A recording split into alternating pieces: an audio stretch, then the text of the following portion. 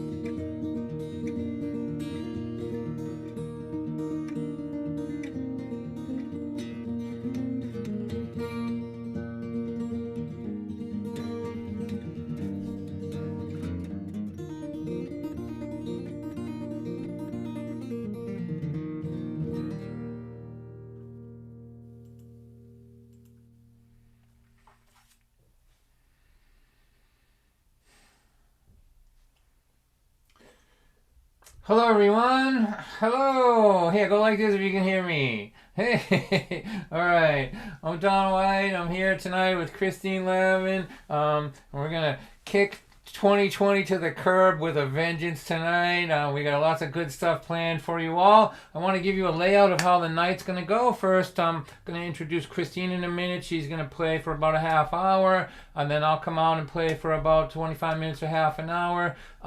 We'll have a short break of four minutes or so. Then Christine and I will come out and perform trade off songs the way we would if it was a real event, and we'll have a little banter back and forth. We'll get this thing wrapped up around 8:30 probably, and then we're going to have a really fun after party with special guests where we get to talk and chat and celebrate some of the community that we lost when we were, because of COVID. So thank you for being here. I want to let you know how we do these things here. So we like to have as many people as possible unmuted so that we can have some interaction. So if you're in a quiet place, which means no dogs barking, no kids, no phones ringing, a relatively quiet place, we want you to raise your hand, and then we're going to unmute you so that we can hear you laugh and hear some applause, so that Christine and I don't feel like we're performing to a computer screen. So the way you do that, Brandon's going to show a little, Brandon is our technician, he's going to show a little tutorial. So at the bottom of your screen is a participants window. See it down there or somewhere on your screen. If you click on that, it opens up a screen, and in that screen, somewhere in it is a blue hand. We call the blue hand of audio freedom. There it is right there. If you click on that, you're telling us that you're in a relatively quiet place and that we can unmute you. You don't have to be nervous about it. If there's some noise, Brandon will mute you and ask you to, you can come back later. But if we can get as many people as possible unmuted, it's so much more fun for Christine and I because we get to interact with you. So look, we have lots of people now with their hands up. So Brandon, unmute them all, and we're going to test it, and then I'm going to introduce Christine. So let's get Sarah and everybody unmuted, and there they are. They're already acting up. You see how they are? So this is the way it works. So I'm going to count to 3, and when I get to 3, all of you that are unmuted, you're going to laugh like I just said the funniest thing that you ever heard in your life, and we're going to test the interactive Thursday night New Year's Eve event. Okay, 1, 2, 3, go ahead, laugh, everybody. All right, so remember, any sound that you make is as loud as Christine or I. So that means a squeaky chair or whatever is, to picture yourself in a church basement that's very quiet with a really strict minister and who's got a mute button.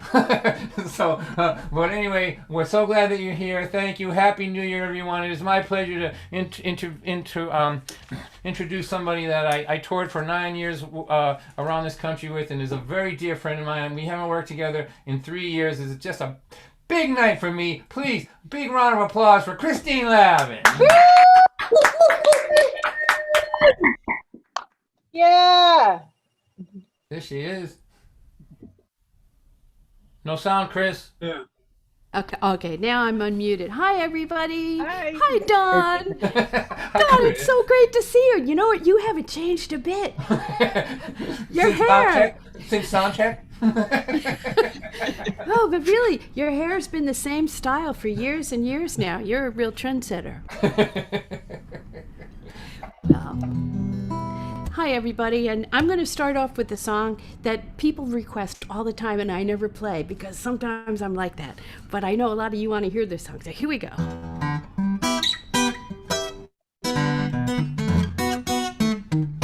Some people eat grapefruit for breakfast. Some people eat oatmeal.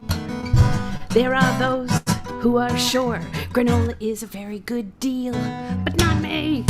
I don't go for that stuff. When it comes to nourishment, I get more than enough.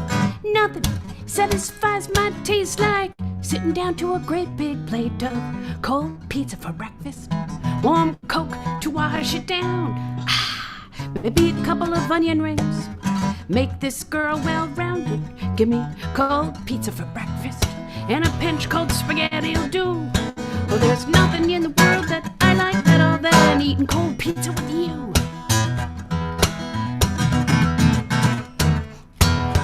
My man takes me out in the evening. He treats me so nice.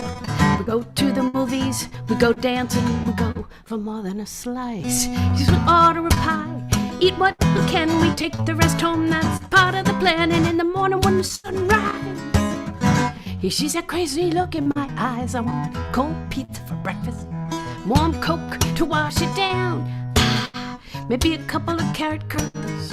Make this meal well-rounded. Give me cold pizza for breakfast, and a pinch cold spaghetti'll do. Oh, there's nothing in the world that I like better than eating cold pizza with you. I know that Oprah would never approve, but Oprah Winfrey has a private cook. She doesn't cook, she doesn't buy groceries, because she's so busy starring in her very own TV network and reading fancy books and memoirs.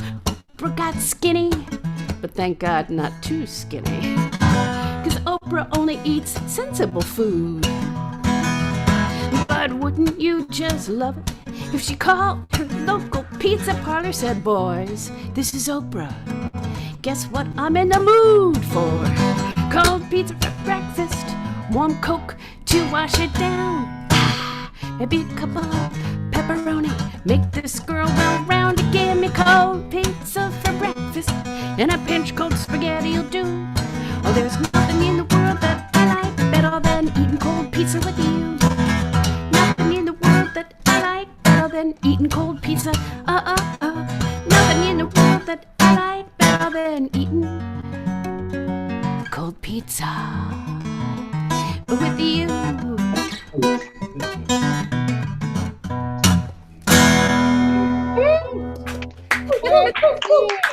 Clap if you love cold pizza. Who loves cold pizza? Who loves cold spaghetti? And this little riff, by the way, if it sounds familiar, it's from Dave Van Ronk's arrangement of the Maple Leaf Rag. We are muted. That's how songwriting happens. They're apparently having trouble here. We all borrow from each other. We all do.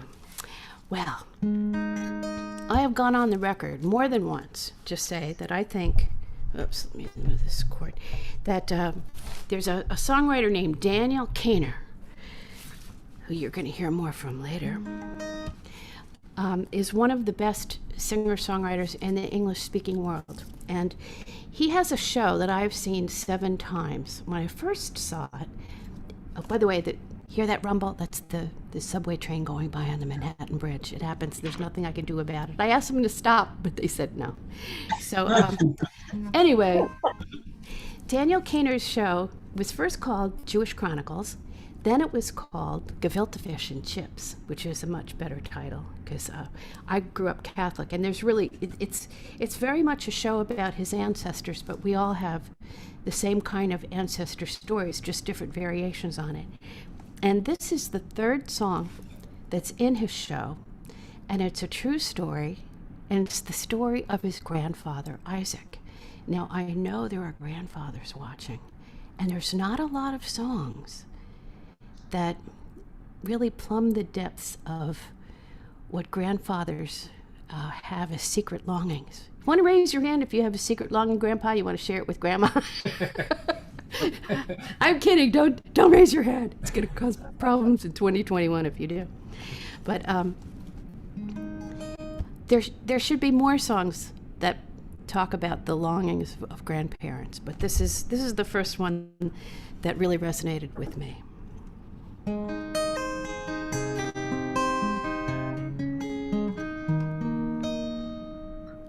Here is the story of Grandfather Isaac, Grandfather Isaac, and my Aunt Ray. She wasn't an aunt, not really. She was a friend of the family. On Friday nights and Saturday nights, she was always there, sitting next to Isaac, whilst Isaac said the prayers. Grandfather Isaac loved his wife Sophie. Grandmother Sophie loved him too. He wasn't short of affection, but he was prone to depression. And when that descended, Sophie would say, "Why don't we think about inviting round Ray?" And as soon as he saw her, the dark clouds would lift, and the three of them would laugh about that and about this. If Sophie knew, she didn't say. Neither did Isaac or Ray. But under the table, their hands touch. It's all that they're able to do, though it isn't that much. A power that's so hard to resist arcs across their fingertips. Wound up like coiled springs are they, Grandfather Isaac and my Aunt Ray.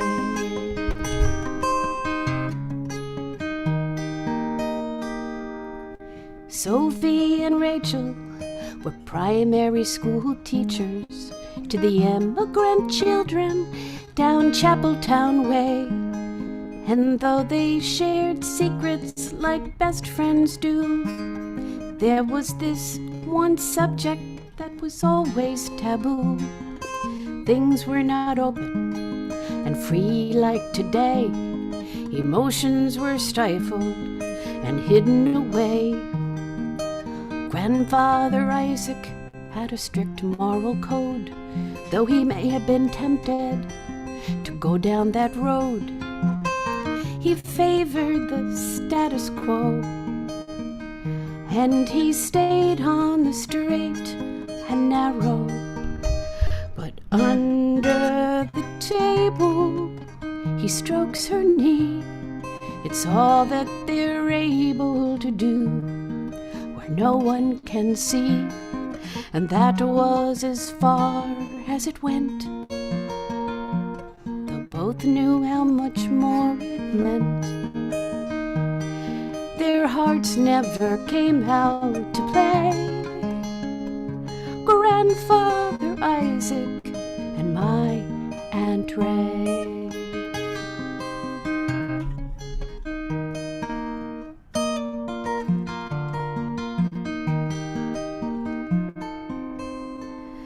Rachel grew older. She never married. No man she encountered could take Isaac's place. She kept a tiny picture of him in her locket of silver. And many years later, on the day that he died, she clutched on that locket and she cried, imagining everything for better or worse, remembering the warmth of his hand holding hers. Under the table, Isaac and Ray speak with their fingers what their mouths dare not say. And somewhere in a parallel land, Isaac and Rachel are publicly holding hands. That's where we'll find them today, Grandfather Isaac and my Aunt Ray. Grandfather Isaac and my Aunt Ray.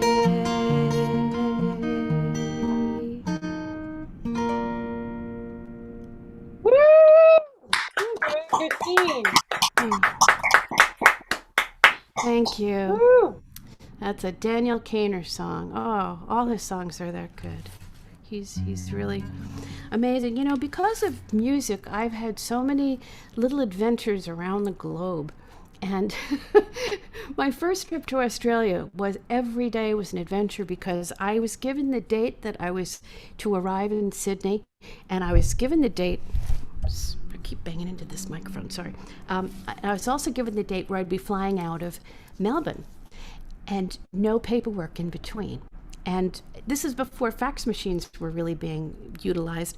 So I was kind of flying blind from town to town. I would just go to this town, and the promoter would pick me up. And all the promoters had many jobs. Nobody just did concert promoting. One was a vintner, he had this beautiful place where he grew all these grapes and bottled wine. And one guy was a psychiatrist, and one guy in this little town of Castlemaine was a real estate broker. And he had a house that he couldn't sell. People just weren't buying it, so he rented it out. It was a 3-bedroom house, and there were 2 guys living in the house.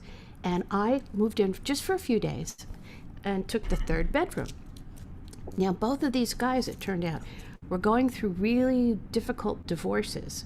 And as soon as I moved in, suddenly their soon-to-be ex-wives were driving up and down the street outside the house, screaming stuff at me, like I'm some kind of an American Jezebel who's come in to corrupt their husbands. It was very, very strange. And I ended up, kind of confiding in one of the guys, and I ended up writing this song, and I haven't done it in decades. But I don't know why this whole pandemic has been so strange for songwriters. Some of our old songs come back and tug us on the sleeve. And so this is my, this town, Castlemaine, had been a huge gold mining town back more than 100 years ago.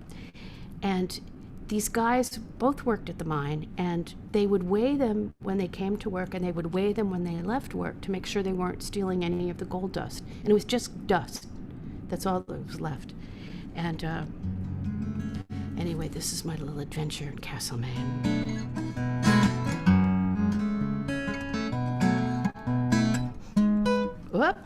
Whoops, sorry.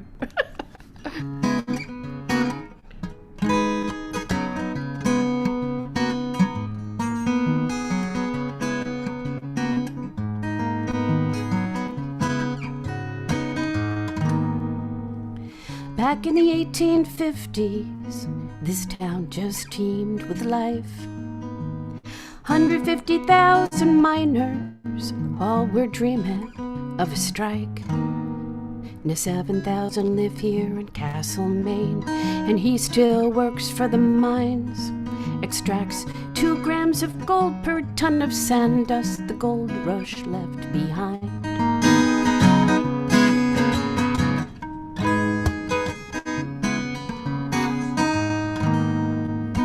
He asks me about America, a place he loved to be. He's been all over Australia. He's seen everything he could possibly see. He shows me pictures of Ayers Rock, wild birds and kangaroos. Pictures of his little ones and his wife too. Then he said, put out your hand, and I will give to you what I found on a recent trip. He lays in my palm a mound of multicolored opal chips. When his fingers touch mine, I feel a longing from within. Did that originate from me or from him? But it's 4 o'clock. He leaves for work. He returns home late that night. I'm in the room right down the hall. I can hear him snap on the light. I hear him softly humming. I hear a turning of a page. I dream that night of wild birds trapped inside an opal cage. Ooh, ooh, ooh,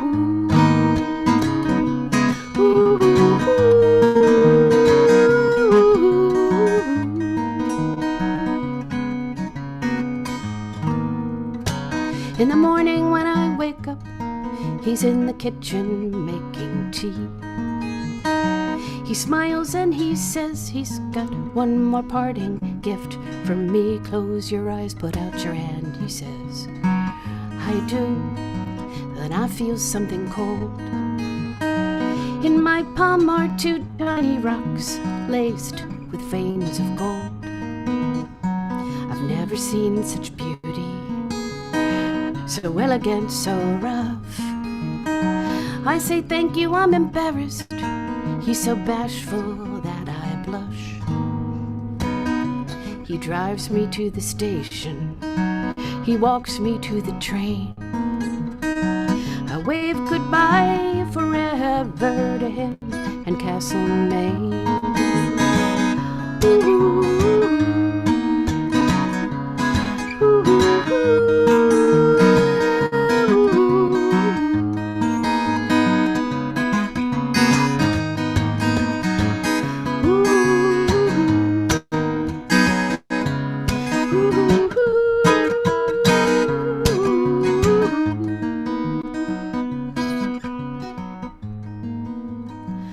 saw an opal in a golden setting in a shop window last night. It glowed on Fifth Avenue beneath the cool street light. I thought about that miner, that warm November day. Oh, here's hoping he too finds his way. I thought about that miner, I thought about that day. Oh, here's hoping he too finds his way. Oh, Christine, that was beautiful. Well, thank you, but you know what? I have to tell you something. I left out the second verse, and I'm singing the whole song thinking, oh my God. The second verse, I'm trying to see if I can jump into it. What happened was, when I was first talking to him, I noticed, he said the house he built for his wife and babies, the house he lived in with his wife and babies, he had built with his own two hands. But in his place, now there's another man. And I noticed his young but weathered hands, and tanned except for where it was he wore a wedding band. So this guy was actually living in this other house because the house he built for his family, this other man moved in. And that was a real important part of the song. I left it out. That's what happens when you try to do a song from 40 years ago. So anyway, but the thing I have to tell you, he insisted on driving me to the train station in Castlemaine. And I said, oh, wait a minute, I left something. So I went back. I didn't forget something. What I had done was I had written him a note. I thought he was a really good guy, and he's a hard worker. I mean, he gave me these chips of opals, and he gave me these rocks with gold, that he smuggled out of the job that he had. And I just really felt for him. I just thought, this is a good guy, and he's going through a terrible thing. So I wrote him this note. And I happened, at the time, I was young and frisky, thinking I had this very beautiful, so a headshot. And I wrote it on the back of my headshot, and I left it on his pillow. So when he came back from work, he would see it, and he'd go, oh, damn, she was down the hall, and I didn't do anything. He already had his wife mad and crazy and screaming things out of the car. But anyway, we're going into the land with too much information. I'm no longer like that. But now I have a wonderful little surprise for you. One of the great things that have happened over the years is some of the artists that I've met in different disciplines who end up being drawn to folk music. And one of them, her name is Betsy Francofini, and she came to my concert and she said, I love your song Amoeba Hop, and I want to turn it into a children's book. And I was like, oh yeah, this is going to happen. And it really did. It really, really happened. And she's here. Please welcome to your screen, Betsy Francofini. Hi, everybody. Thank you so much, Christine, for asking me to join in. You know, I always love being with you. She's brought such life to my life, doing this little book together.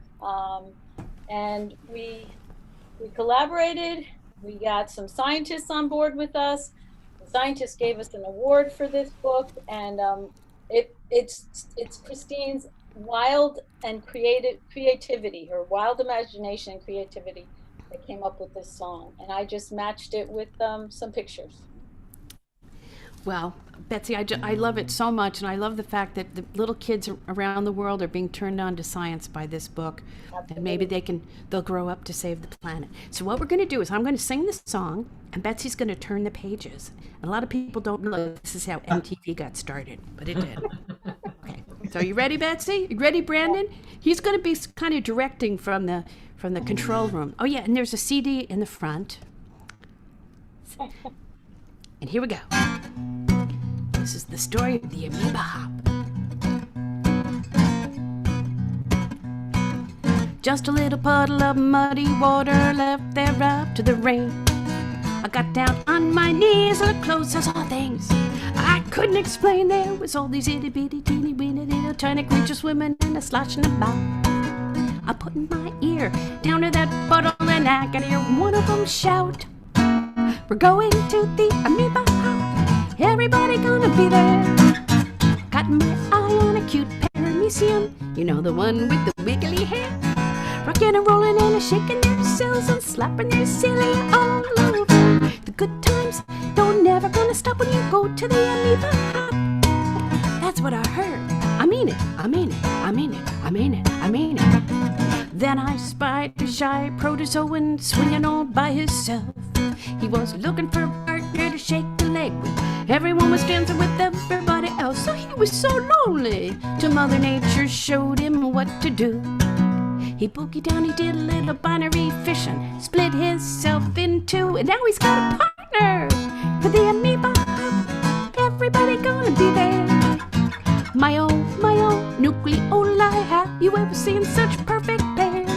Rockin' and rollin' and shaking themselves, slapping their silly all over. Well, the good times don't never gonna stop when you go to the amoeba hop. Good times don't never gonna stop when you go to the amoeba hop. Some folks think that one-celled animals don't know how to swing. People who say that, They're wrong. 'cause I saw a band of algae get up there and sing. When the red, Red robin comes bopping along. but to them it's a monster song. Wait, Chris, there. Oh, the potter was jumping, so was I. I guess I lost my head. In my excitement, I splashed it dry. Oh my God, I thought they was dead. But no, they just come splashing down right into my hand. And sure enough, I could still hear that swinging algae band sing. We're going to the amoeba hop. Everybody gonna be there. Cutting my eye on a cute berry museum. Look at the hair, girls, look at the hair. Rockin' and rollin', shaking yourselves and slapping suit body all over. Well, the good times don't never gonna stop when you go to the amoeba hop. Good times don't never gonna stop when you go to the amoeba hop, hop, hop. But good times don't never gonna stop when you go to the amoeba hop. That was wicked awesome. Oh my God. Oh, thank you. Thank you.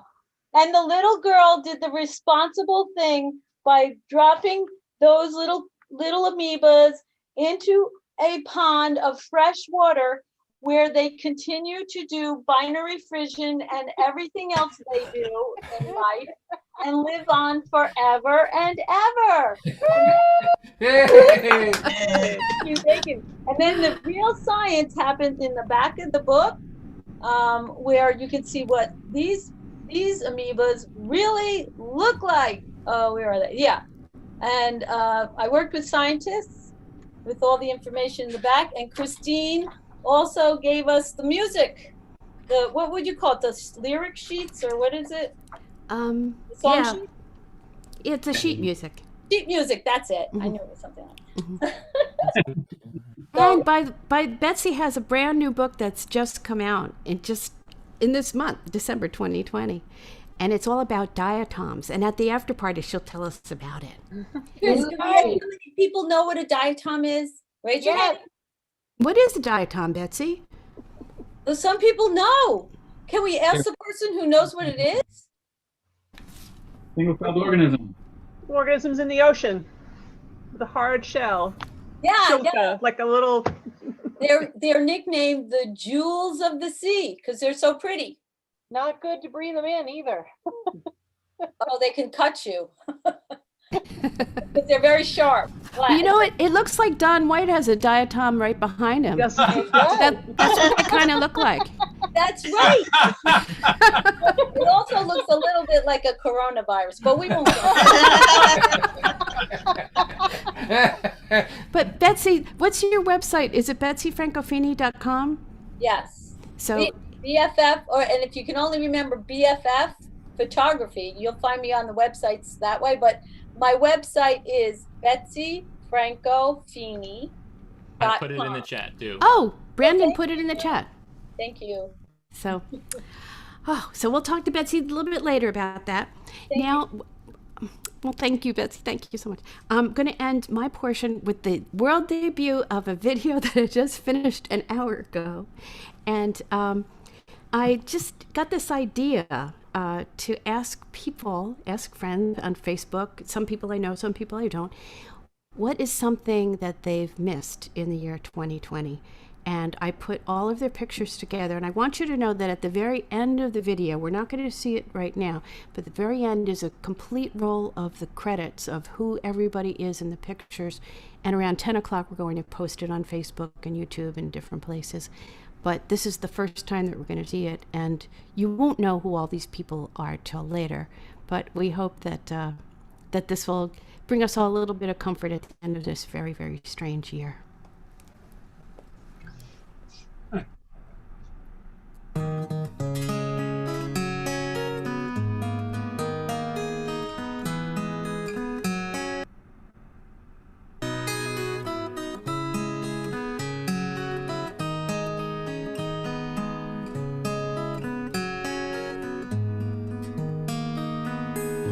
I don't want to say goodbye for the summer.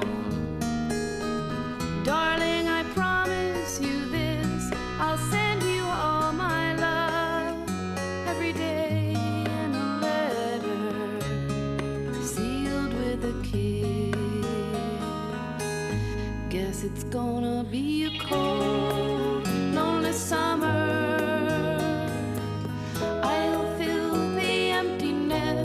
I'll send you all my dreams every day in a letter sealed with a kiss. I'll see you in the sunlight. I'll hear your voice everywhere. I'll run to tenderly hold you, but darling, you won't be there. I don't want to say goodbye for the summer, knowing the love we'll miss. Oh, let us make a pledge to meet in September and seal it with a kiss.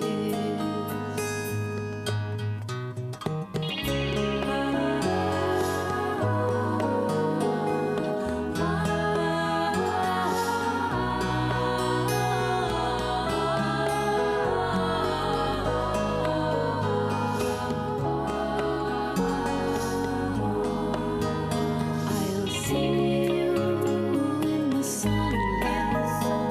I'll hear your voice everywhere. I'll run to tenderly hold you, but darling, you won't be there. Guess it's gonna be cold on the summer, but darling, I promise you this. I'll send you all my love every day in a letter. Seal it with a kiss. Seal it with a kiss. Seal it with a kiss. Seal it with a kiss. That was beautiful. Hey. Oh man, let's take some more noise for Christine Lavin. How about that, everybody? All right, Christine. So Chris will be back later on. We'll be doing some stuff together and in the after party too. So thanks everybody for being here.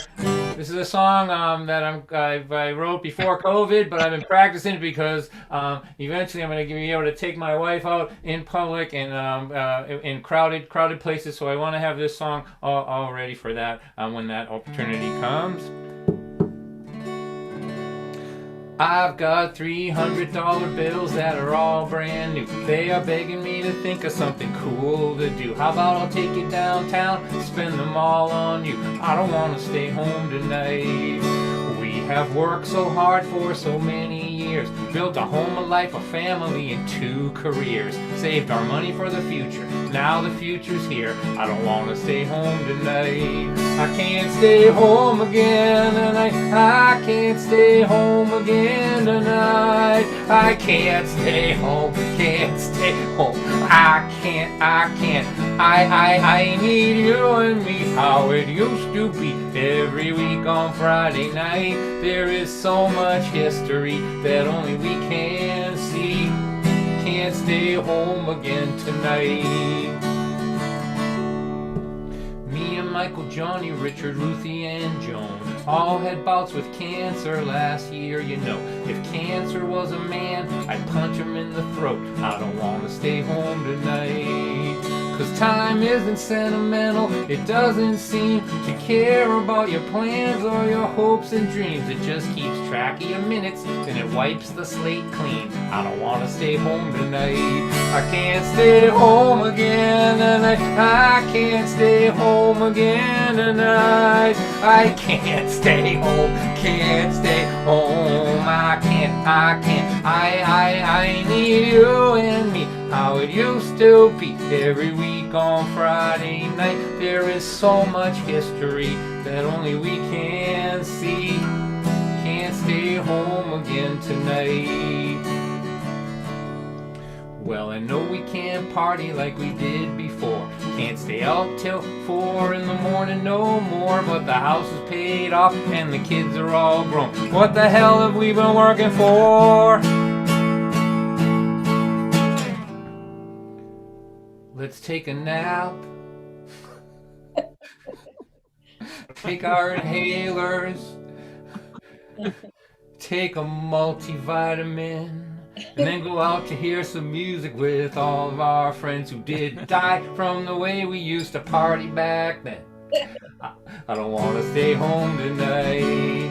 'Cause time isn't sentimental, it doesn't seem to care about your plans or your hopes and dreams. It just keeps track of your minutes and wipes the slate clean. I don't want to stay home tonight. I can't stay home again tonight. I can't stay home again tonight. I can't stay home, can't stay home. I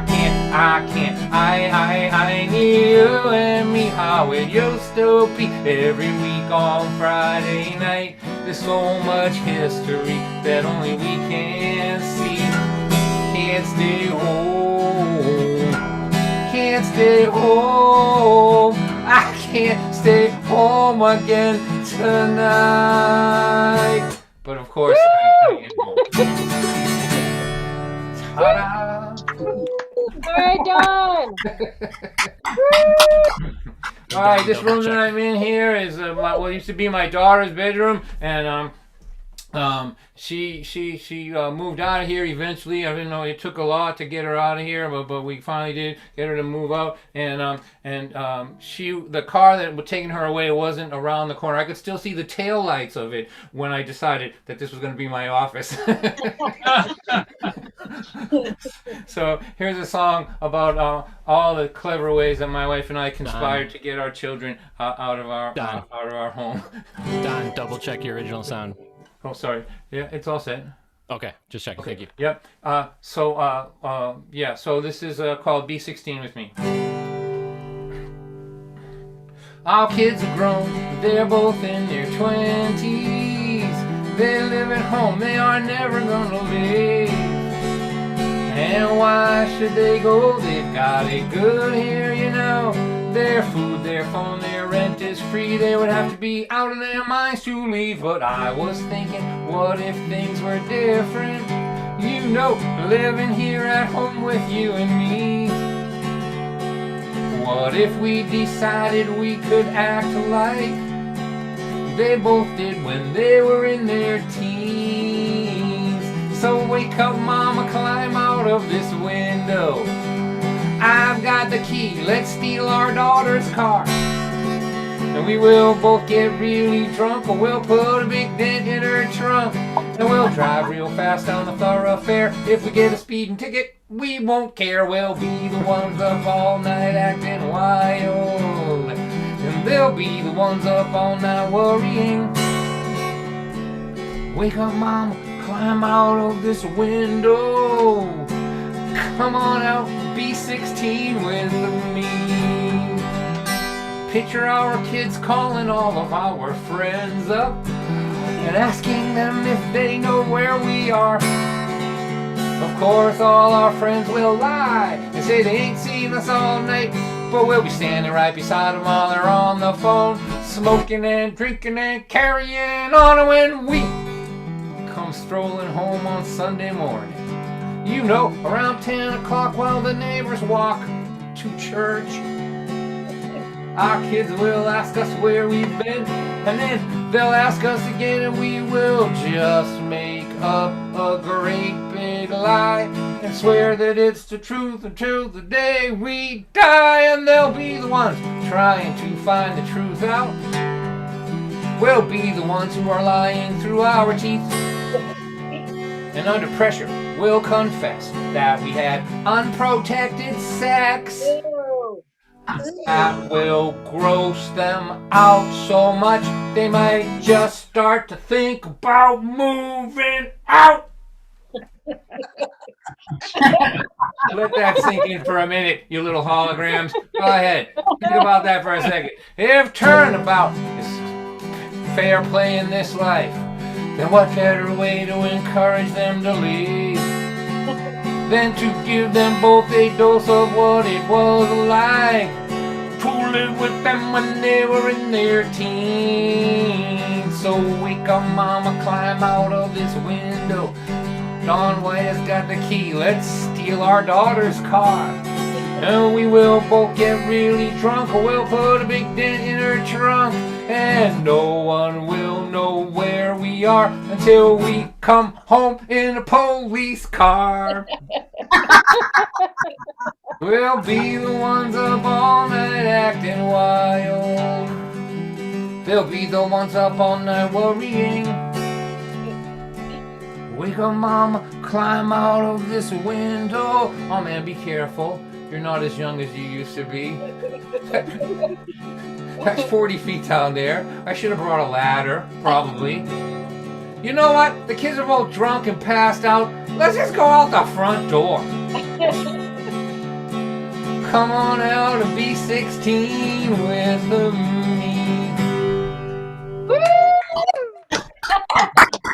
Well done. Thank you so much. Happy New Year, everybody! There is a little girl with pretty curls. She's about 5 years old, and she is waiting at the gate for her dad to come home. When he pulls around the corner in his shiny white car, she feels the magic light up in her heart. And he picks her up and he holds her. He says he missed her. He's glad that she is here. As the child lays her head on his shoulder, she whispers these words in his ear. Daddy, I know exactly what love is. Love is real simple and true. Love is this feeling my heart gets when I'm being held close by you. Now she is 20 and there's plenty of love everywhere. She's getting married, so her family and her friends are all there. They've gathered this morning to stand at her side as she waves goodbye to this time in her life. And they each take a moment to hold her and to tell her what she means to them in a world that seems to keep getting colder. She has been blessed with a warm family and friends. She says, I know exactly what love is. Love is real simple and true. Love is this feeling my heart gets when I'm being held close by you. Now they are 60 and their history spans 40 odd years. They have buried their parents. Now their grandkids are here. There's something about the way they look in each other's eyes that speaks softly about the meaning of life. And when he puts his arm out to hold her, it feels so familiar and warm. She thinks love is an expanding endeavor till your last breath, from the moment you're born.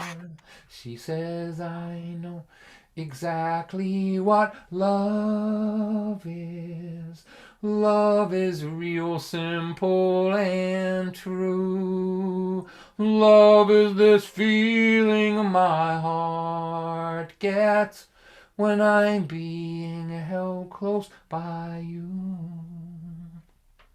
Now she is 80 and she hates being in this nursing home. Her man's been gone now for a long while and she feels so alone. She closes her eyes and she begins to pray that a little comfort might just come her way. And God lifts her up and he holds her. And she remembers this feeling she has. She is not a woman whose life is almost over. She's a little girl being held by her dad. And God, I know exactly what love is.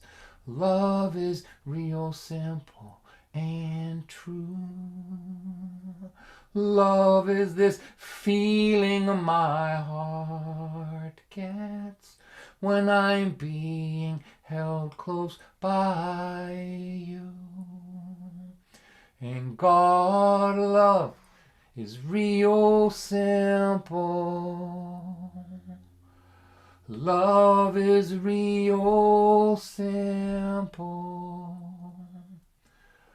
Love is real simple and true.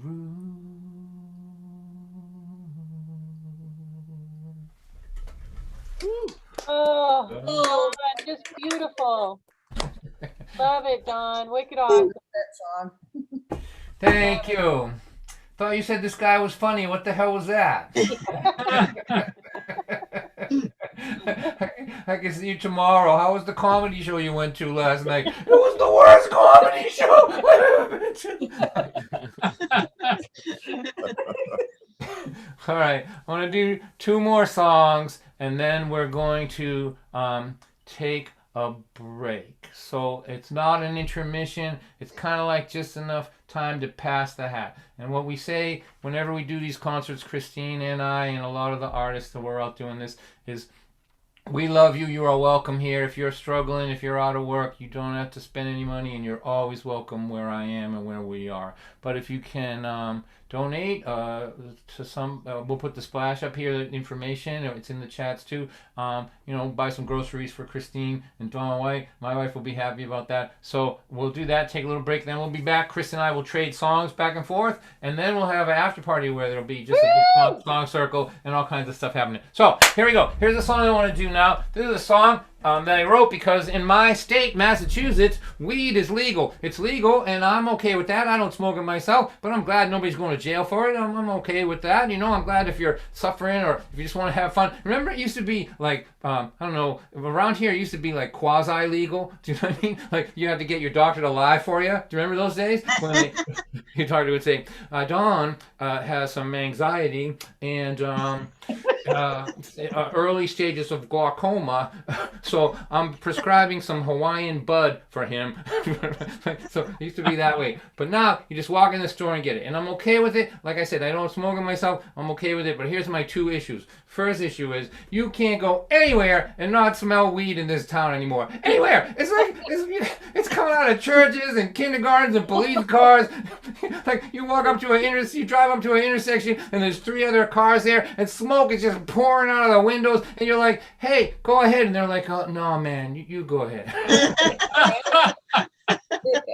No. And then the joggers, I'm so worried about joggers. They leave their house totally sober, come back an hour later with a big 2-pound bag of Doritos and they, calling up rehab. But I don't even care about that. My real concern is about conversation. If we were in a real venue at the end of this thing, Christine and I would be sitting around and we would be chatting it up, man. We'd be talking to you, wanting to hear what you have to say. That's how we learn. I am a connoisseur of conversation, and the kind of conversation that I'm really fond of is the kind where the person you're talking to can remember what you just said. You know that kind?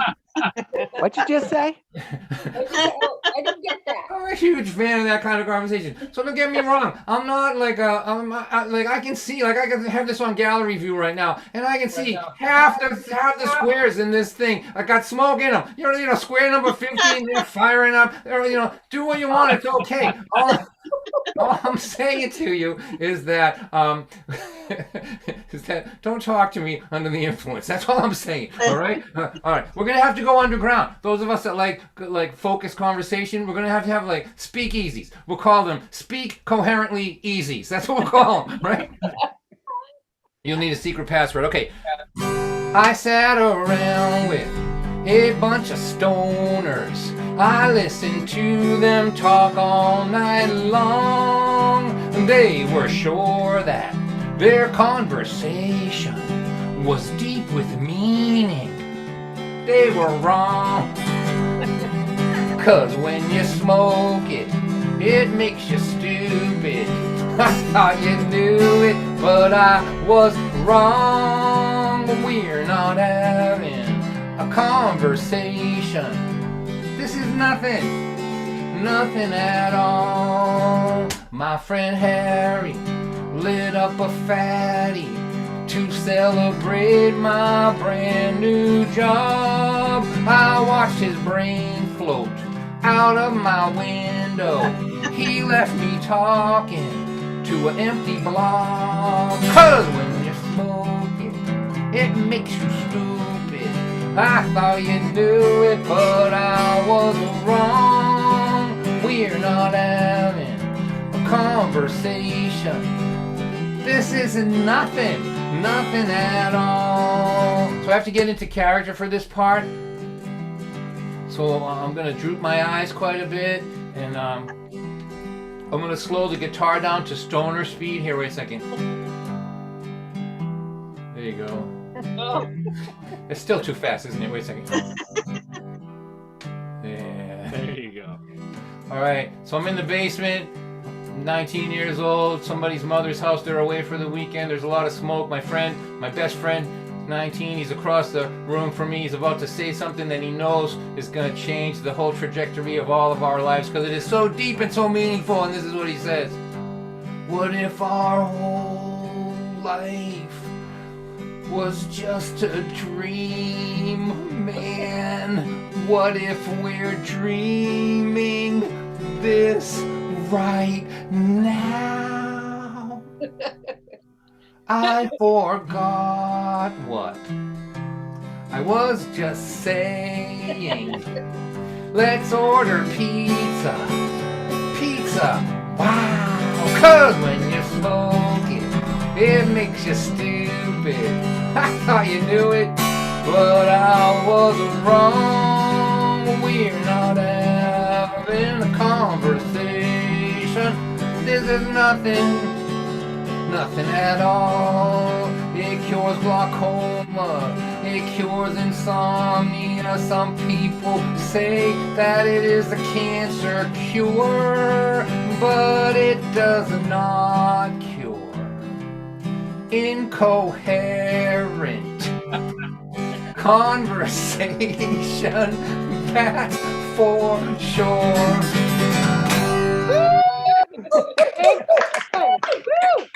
All right.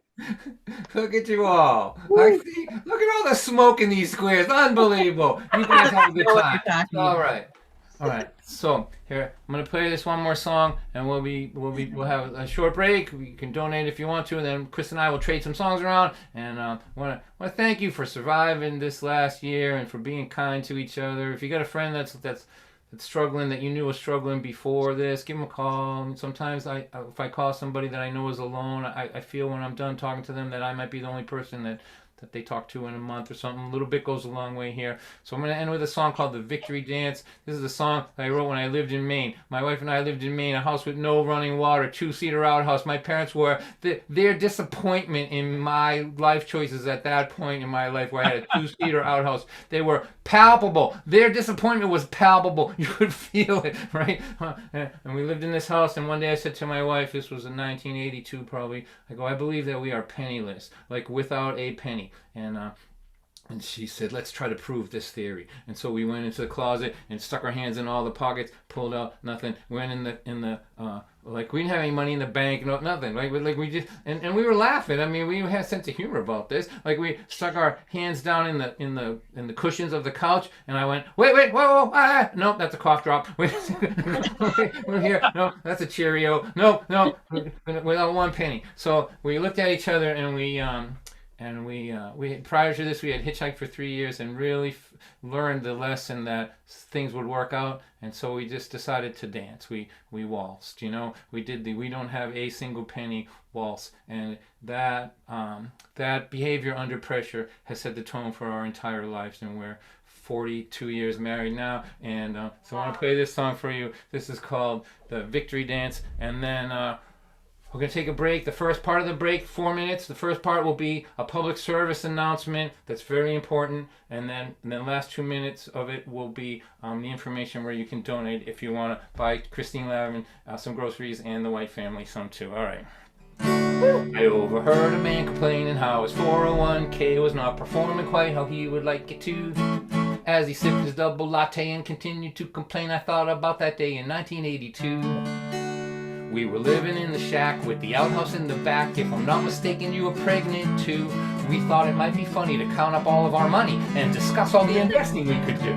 We pulled our pockets inside out, we pulled the cushions off the couch, we stuck our fingers way down deep inside. And then we emptied out the pockets of the jackets in our closet, but not one single penny did we find. So after the realization our financial situation was not conducive to investment at this time, we decided to invest in what we've always done best. We danced around the kitchen for a while, we do the victory dance. Life is such a mess, we don't know what else to do. We do the victory dance when being penniless became literal to me and you. Well, you can jump off of a building, take a bunch of pills, walk around in a trance, but if you wake up in the morning on the right side of the lawn, go on and do the victory dance.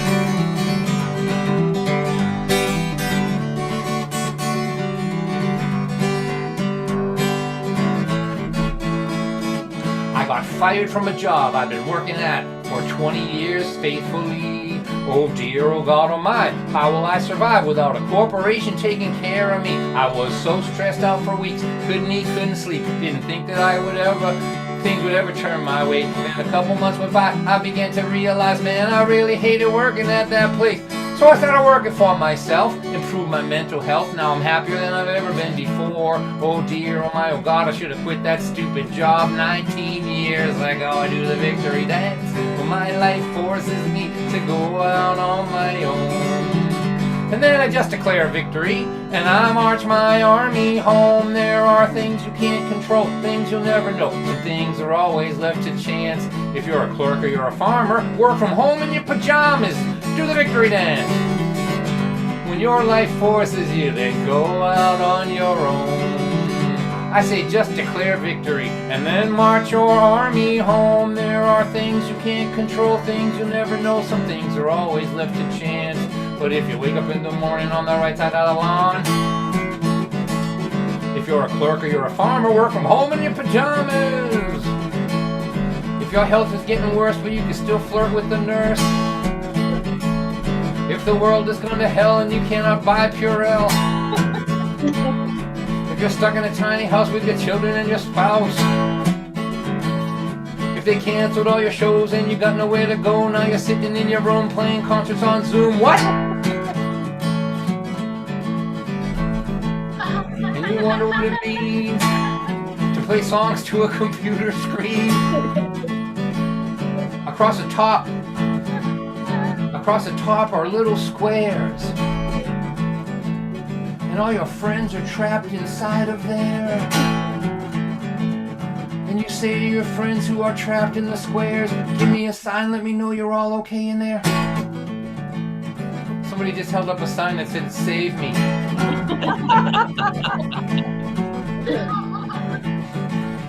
You know, trapped in a square on a computer screen is just a metaphor for quarantine.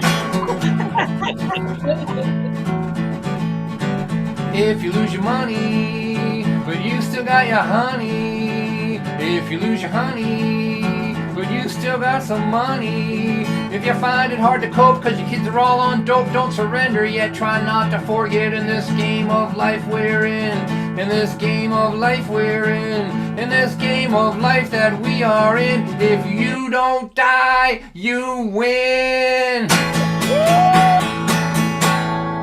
Hey, Donnie! Good one. Woo! All right, I'll be back with Christine Lavin and some special guests in 4 minutes. First 2 minutes is the public service announcement. The next 2 minutes is information on how you can buy groceries for Christine Lavin and Don White. I'll see you in just a little while. Thanks, everybody.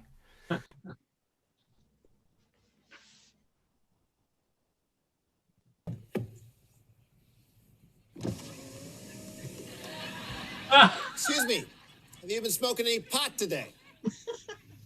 No. Well, you've been stopped here for 15 minutes. Can you tell me why that is? We're waiting for the stop sign to turn green. How high are you? Hi, how are you? No, I said, how high are you? Hi, how are you? This cop is so friendly, babe. Okay, I am going to have to conduct a pot sobriety test. Oh, man, I'm too high for that. Blow into this? Hey, is that a breathalyzer? No.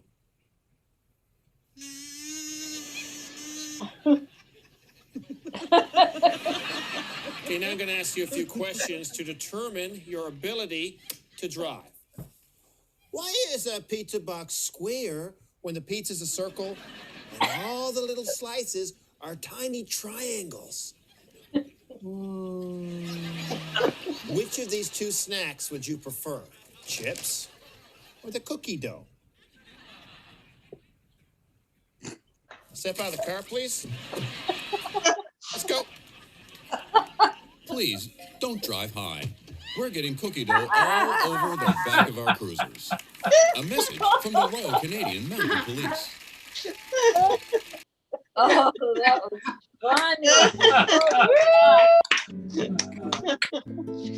Oh my god, my hat flew off. Have to be me.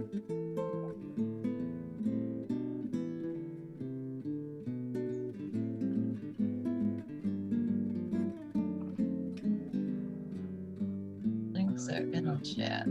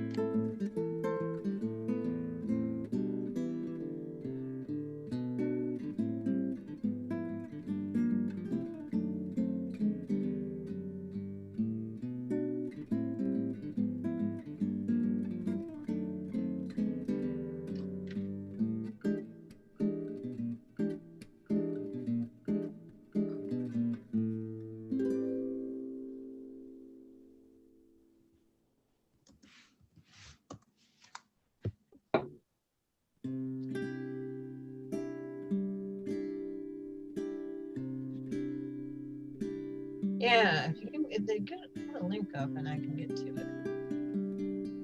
It's usually good.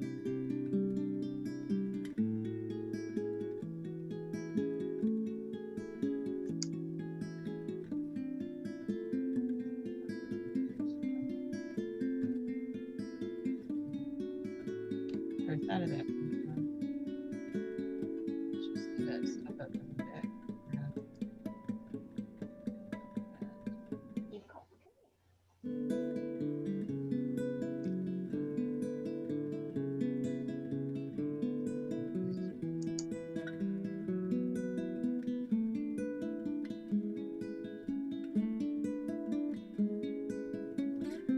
Where's Don's info?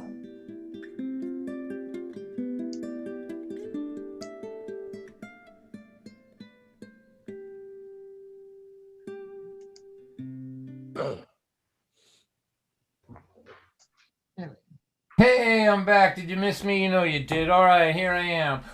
So thank you for everyone who donated. As you noticed, it's just Christine's information there. She's going to split the money with the White family after. So thank you for those of you that donated. We'll have one more chance to do it. So what we're going to do now as part of our little package of surprises here is Christine and Lavin and I toured for almost 9 years all around the country and just had the most fun that you can imagine. And we'd like to show you now a 5-minute clip that was recorded, I believe, in 2016 at the Ark in Ann Arbor, just to give you an idea of what kind of trouble we caused when we were together. Then when we come back, we'll trade some songs off for the rest of the program. But here, enjoy this here.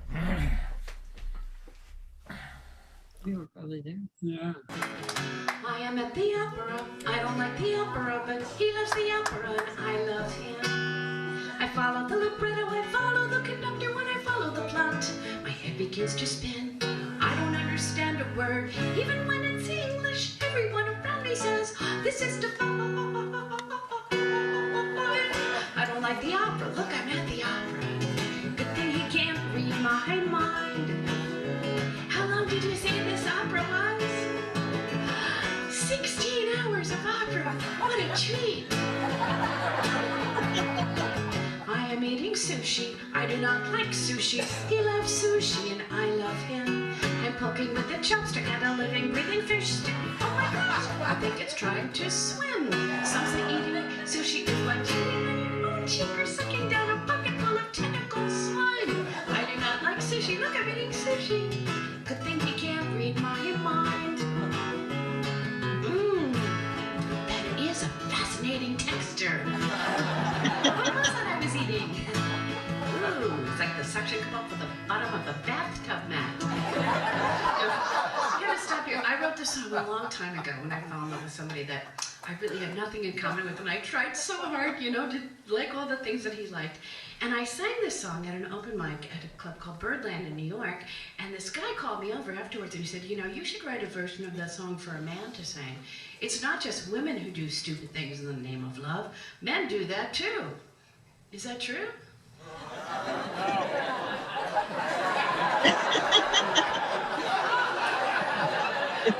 So I took the challenge, I really did, and I'm not kidding you when I tell you the first thing I wrote down on a piece of paper before I started writing the song was I had to imagine a folk singer doing it, a dude, and so I wrote at the top of the paper for Don White. And here he is tonight to sing Good Thing She Can't Read My Mind, a dude's eye view representing all of you dudes in dudedom. Mr. Don White.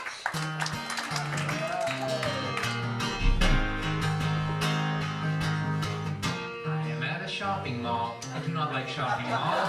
She loves shopping malls and I love her. Each time she goes to look at shoes, I'm reacquainted with the blues. I'm sure there are men here who will concur. I wanted to stay home today to watch the Green Bay Packers play a monumental pigskin contest of the manly kind. But I am at a shopping mall. I hate shopping malls. Good thing she can't read my mind.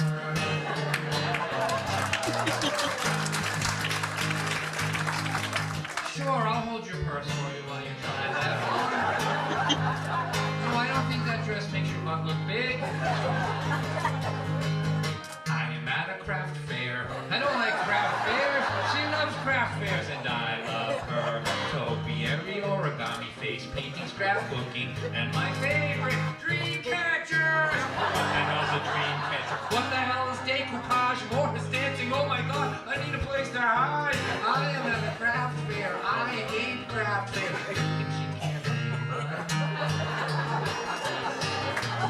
Make my own soap? How did you know that was my dream?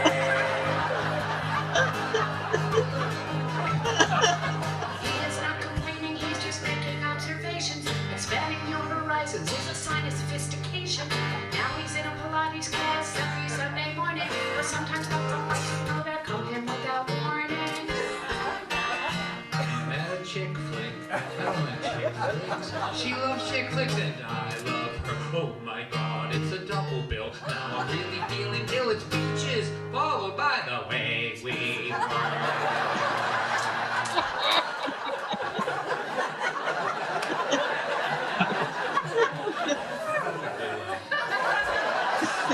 I am in an awful mood. I am eating awful food. All I wanted to do was to sit back and unwind. But now I'm at two chick flicks. I'll give you $100 to kill me.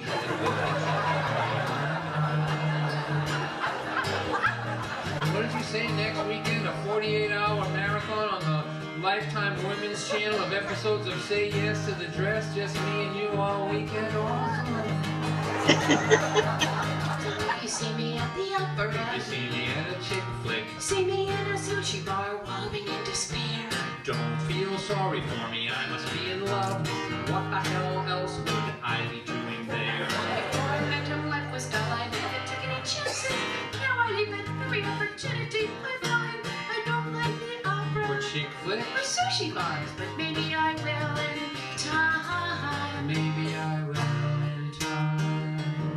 Go bungee jumping with you.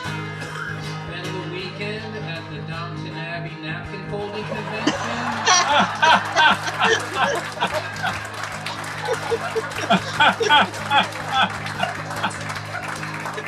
Sure, I'd love to.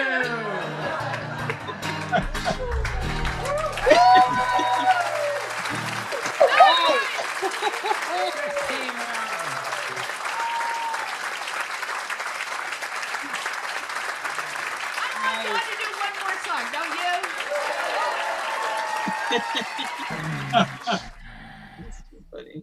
Oh man, come on.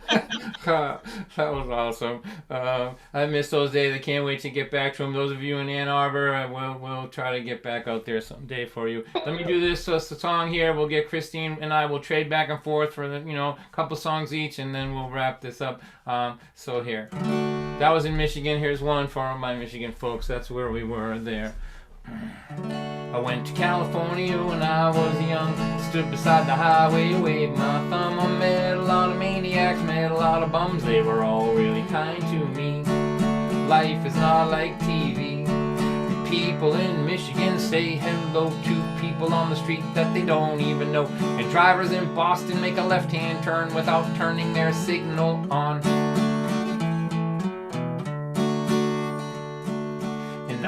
1993, if you were talking to yourself walking down the street, it was sad, because it meant that you were crazy. Now it means that you're a businessman. It's not crazy, but still kind of sad. I went to California when I was young. I stood beside the highway, waved my thumb. Met a lot of maniacs, met a lot of bums. They were all really kind to me. Life is not like TV. You know, my boss is younger than my children are. I've got to tell you people, that's so bizarre. He's so adorable. When he yells at me, it makes me want to pinch him on his cheek and say coochie coochie coo coochie. I went to California when I was young. Stood beside the highway, I waved my thumb. Met a lot of maniacs, met a lot of bums. They were all really kind to me. Life is not like TV.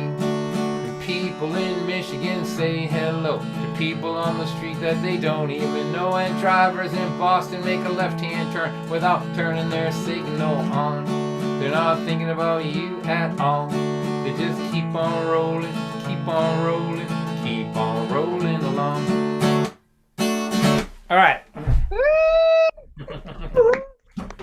And the crowd goes wild. That's right. The holograms are going wild. Square number 14. They need a doctor over there. I can tell right from here. All right. So, thank you, everyone. It's my pleasure now to introduce my friend Christine Lavin. Normally, at the shows that we did, we would sit side by side here. We can do the best we can to sort of simulate that here in cyberspace. But let's have a nice round of applause for one of the great artists in this world, Miss Christine Lavin.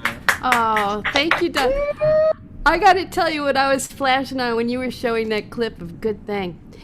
Don and I would have to sometimes travel for hours and hours and hours in the dark after shows. And I don't really drive. I have very poor depth perception. He did all the driving. So I found ways of keeping him awake. And one of the ways I would keep him awake is to give him a blow-by-blow of the latest episode of Say Yes to the Dress. Because he hated it so much. He'd say, there's 1,700 white dresses. Pick one. Get on with your life. But one day, we were in New England. And we went by this shop called Vows, which also had its own television show. And it's sort of off-price. Wait, hold on a second. My computer's sort of unplugging itself. This store called Vows, where they have off-price wedding gowns. And I didn't realize, when I saw it, I was like so excited. Oh my God, there's Vows. And Don made this big giant U-turn driving. And then we pulled into Vows and he took my picture so I could be in front of the window of Vows. And I know how much he hated wedding dresses. And I knew he was thinking, I hate wedding dresses. She loves wedding dresses. Oh, Don. And when we were in Canada, remember that snowstorm that you had to stick your head out the window? Yes, it's a glamorous life, the road, I have to tell you. Yeah, lightning storms. We were in there's a place, the road from Detroit over to Ontario that goes right around Lake Huron. The wind comes, it's flat there, and it just makes a whiteout. Just like we had to, she was so panicked. I got out of the car, and she's like, "Where are you going?" I'm like, "I'm leaving you here. I'm going home." No, I had to get out because I couldn't see where the edge of the road was. It was a complete Canadian whiteout. And then we went to the gig, made our $100 and went home. It was good. It's a glamorous life, I had to tell you. But Don, what was crazy about that one, before we actually pulled over, you pulled that little stunt, we saw cars pulling over on the side of the road, and they all had Canadian license plates, and we thought, what do they know that we don't know? Because they stopped driving. That's how scary it was. But we crazy Americans, we thought we could do it. Such adventures we had. Well, I'm going to do this song, which this is the end of the year when a lot of you are going to be updating your resumes. And I'm going to put this in gallery mode for a second because I just want to see. I want you to raise your hands for real.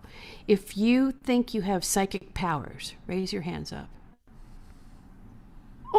Hardly anyone. Well, okay. Raise your hands if you're sure you don't have psychic powers. Okay. This song is going to rock your world. It is, because this is an actual psychic test set to music.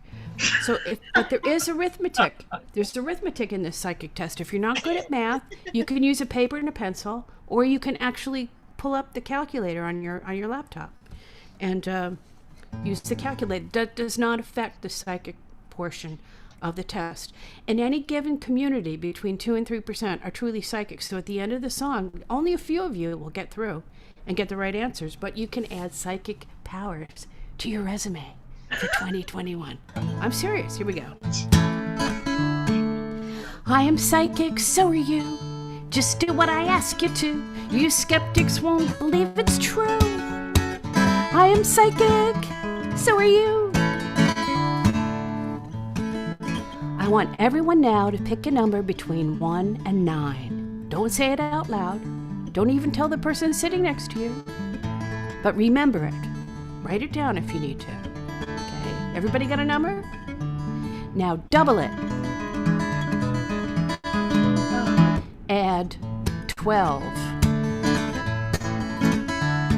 Divide this number by 2. Subtract the number that you started out with from the number you have now. Look at my brain. Look at my brain. You have some psychic powers if you are now thinking of the number 6. How many of you were thinking of 6? Raise your hand. Ooh. Okay. Anyone who's thinking of 6, I invite you to the second level of psychic testing. If you're not thinking of 6, you're out. This is the honor system. I want you all now to pick a number between 2 and 17. Remember it. Now double it. Add 8. Divide this number by 2.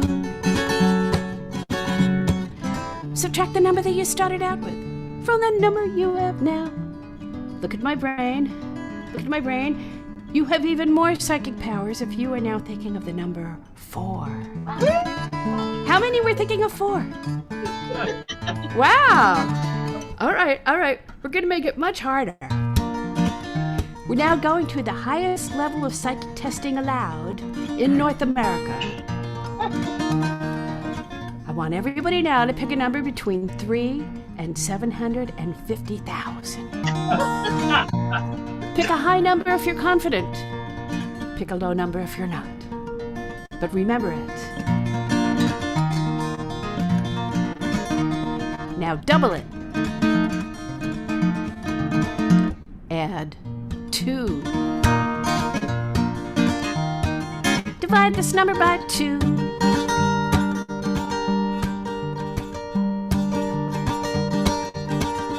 Subtract the number that you started out with from the number you have now.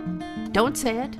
Don't say whatever this number is. Just think it. And now I want you to go to the corresponding letter of the alphabet.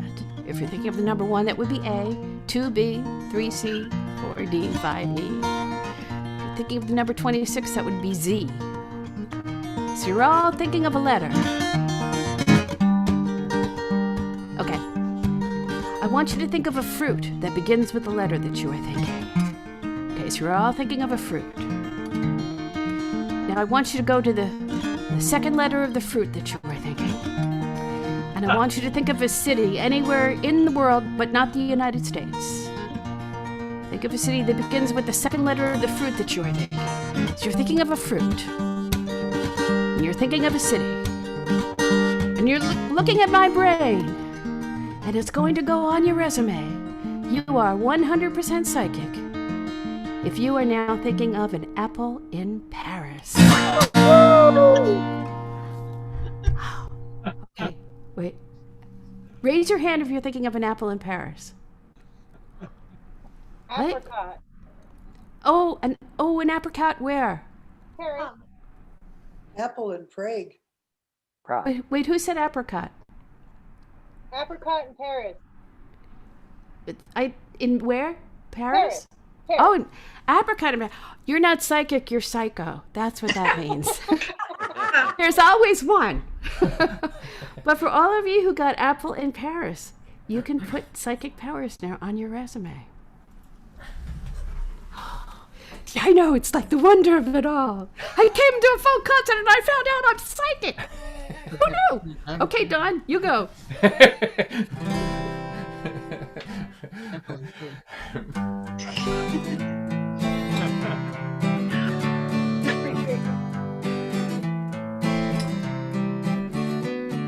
Jenny's grandma went to Woodstock in 1969.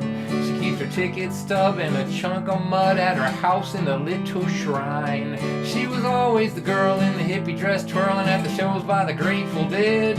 If you ask her about it, man, you better sit down. Grandma will talk the ears right off your head.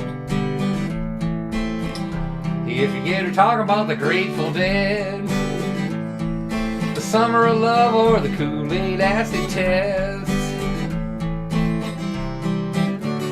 Jenny was always in her glory when she could hear the stories from her grandma's hippie friends about peace and love, taking care of one another, how great it all was back then.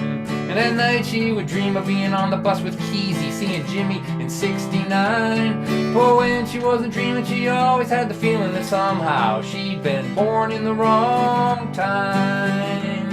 You know you should have been 20 in 1969. All the gray-haired hippies say that all the time. But the cool grandchildren of the cool young women who danced in the Woodstock mud are living on the beach in Montezuma, Costa Rica, having all kinds of fun singing. There's only 1 minute if you're not living in it, it's never coming back again. Love your grandma, but Baba Ram Dass never said never, never said be there then.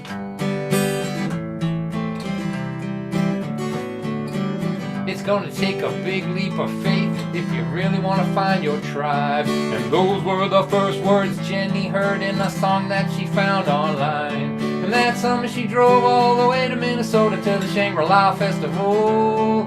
There they all were, all the people like her who grew up believing that they were all alone. They said, hey girl, welcome home. Because the cool grandchildren of the cool young women who danced in the Woodstock mud are driving down the road all the way to Minnesota, having all kinds of fun singing. Jimmy and Jerry are dead and buried and they're never coming back again. Love your grandma, but Baba Ram Dass never said, never said, never said be there then.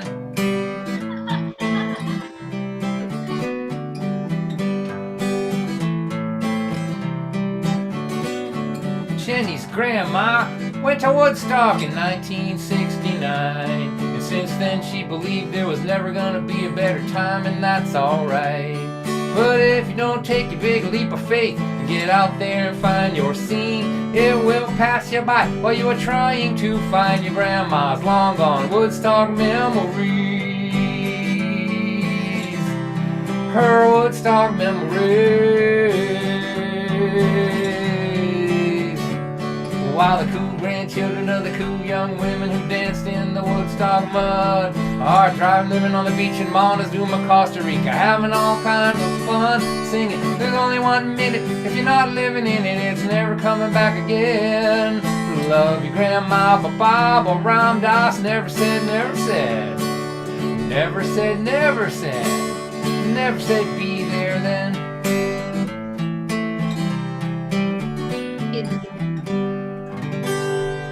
You're right. All right, and the crowd goes wild. The crowd is going wild. Okay. So, Christine Lavin, what are you going to take us home with? So, let's just before Christine takes us home, just thank everybody. I want to thank our technician Brandon for doing just an unbelievable job behind the scenes here. Hey, Brandon! Hey, Brandon. So we're gonna do a little thing here together, and then we'll just have a 2-minute break. If you want to hang around, we're gonna have a song swap after. And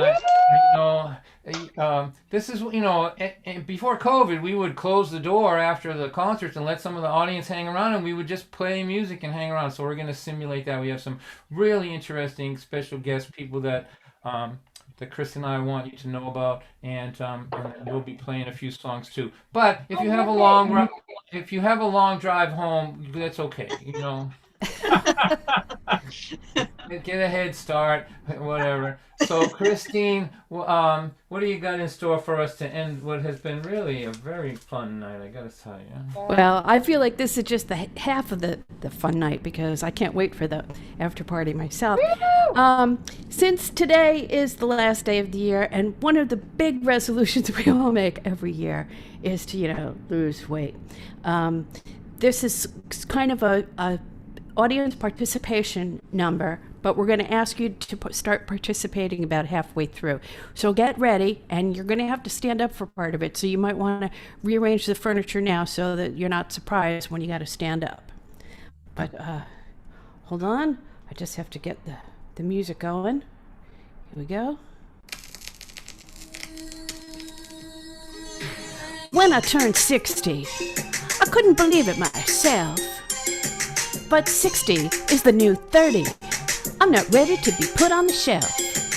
I was looking at my bright future with an optimistic smile until I read the latest thing that's killing us is the armchair-based lifestyle. Check it out. Headline in the New York Times. is sitting a lethal activity? The article said, sitting 9 hours at your desk is bad. It doesn't matter if you're skinny or you're fat. Prolonged sitting is a lethal activity, the article said, and that's that. Now the problem is, we could see, Don and me, that all of you are sitting down. 5 minutes ago, you were having a good time. Now we're looking at your frown. But we don't want to be part of the problem. We want to be part of the solution. Spread the word out there about the dangers of the armchair devolution. Follow us with your left foot tap to the music. Keep it going now. Tap your right. Left, right. Sway a little bit back and forth. Get into the groove tonight. Now start shimmying your shoulders. Now start bobbling your head. Now start wiggling your fingers. That looks stupid. Snap them instead. Now, put your arms up in the air. Everybody stand up, stand up. Run your fingers through your own hair. Turn to the side and shake that bum. Pretend you got a big wad of chewing gum. Okay, I think we are ready for a little freestyle. We're breaking the curse of the sedentary life. Come on, kids, let's go wild. Let's follow Don. Do the monkey! How about the twist? Christine, let's do that disco thing. Come on, people. I'm looking at you in the gallery. Come on. Oh, there we go. Lynn. In case you've been counting, you have done 150 different moves. Gordon, right before your very eyes, can you see how your life improves? And look, you're no longer sitting in a death trap called the chair. Your life expectancy just went up. You're gonna have a love affair! 'Cause 60 is the new 20. 20 is the new 15. 15 is a new 50. According to Charlie Sheen. So keep on moving. Put that computer to sleep. Get up, get up, get out there. Kilometers to go. And promises to keep. Kilometers to go. Promises to keep. Keep moving, everybody. Uptown, funk you up. Uptown, funk you up.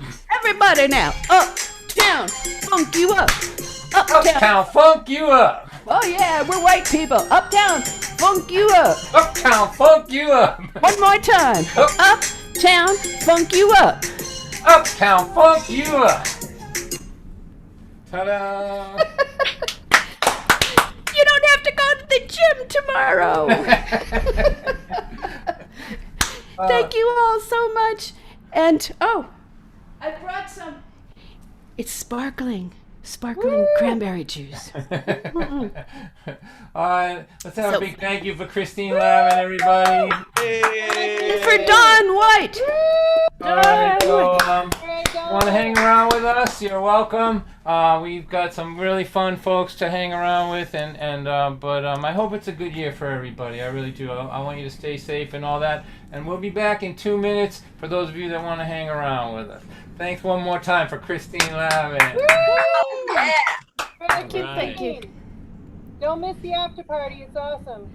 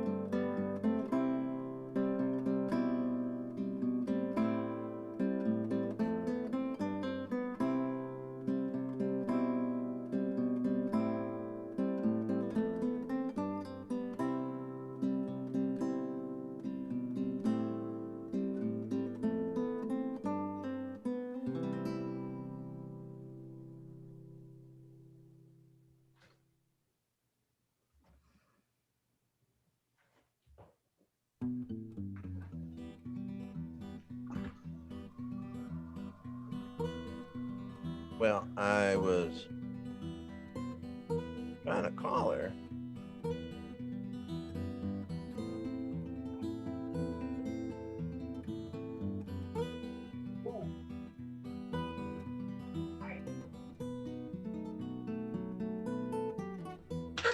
Because I can't unmute myself. Listen, Daniel, come here. Listen, Daniel, listen. Daniel.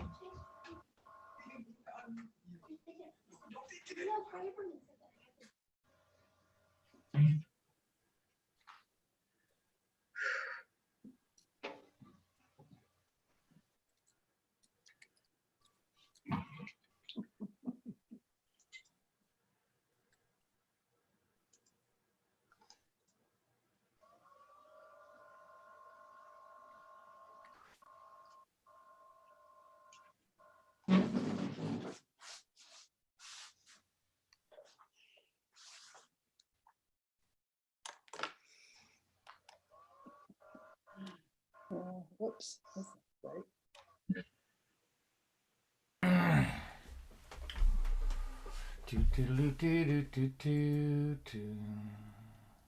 All right, thank you. Here we are. We're back. It's the after party. We just closed the door. We locked it from the inside. Nobody can come in. It's just us. Now the bar is open. Free drinks for everybody. Have at it, everyone. All right, now that's me, the sober guy, saying that. All right, let's get as many people unmuted as we can here.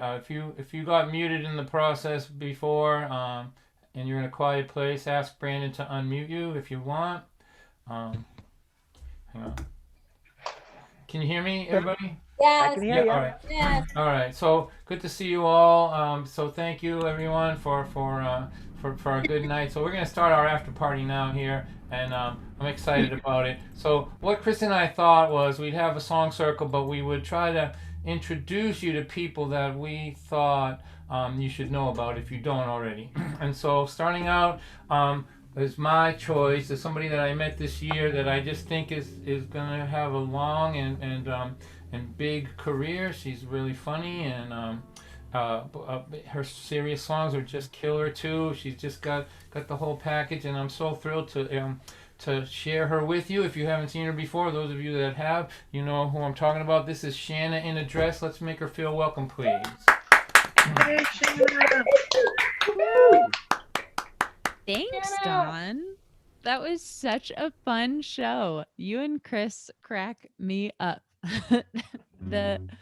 The Psychic Powers song. I even knew it was coming, and I still loved it the whole time. Hi, you guys. My name's Shanna, and I'm coming to you from Boulder, Colorado, and I wanted to introduce myself because I see a few familiar faces, but many that I don't. And I wrote a song at the beginning of the year, this year, that probably tells you more than you want to know, because I made it as an attempt to filter past horrible people while online dating. And I thought maybe if I just wrote a song about me, anyone who is still interested by the end, I could weed past, some people. So I still kind of think this could be a brilliant business idea if you know anyone who needs their own personal ad put into a song. So you can rack your brain for if you or a friend would like this, or, of course, if you know someone that you think would be a good mate for me.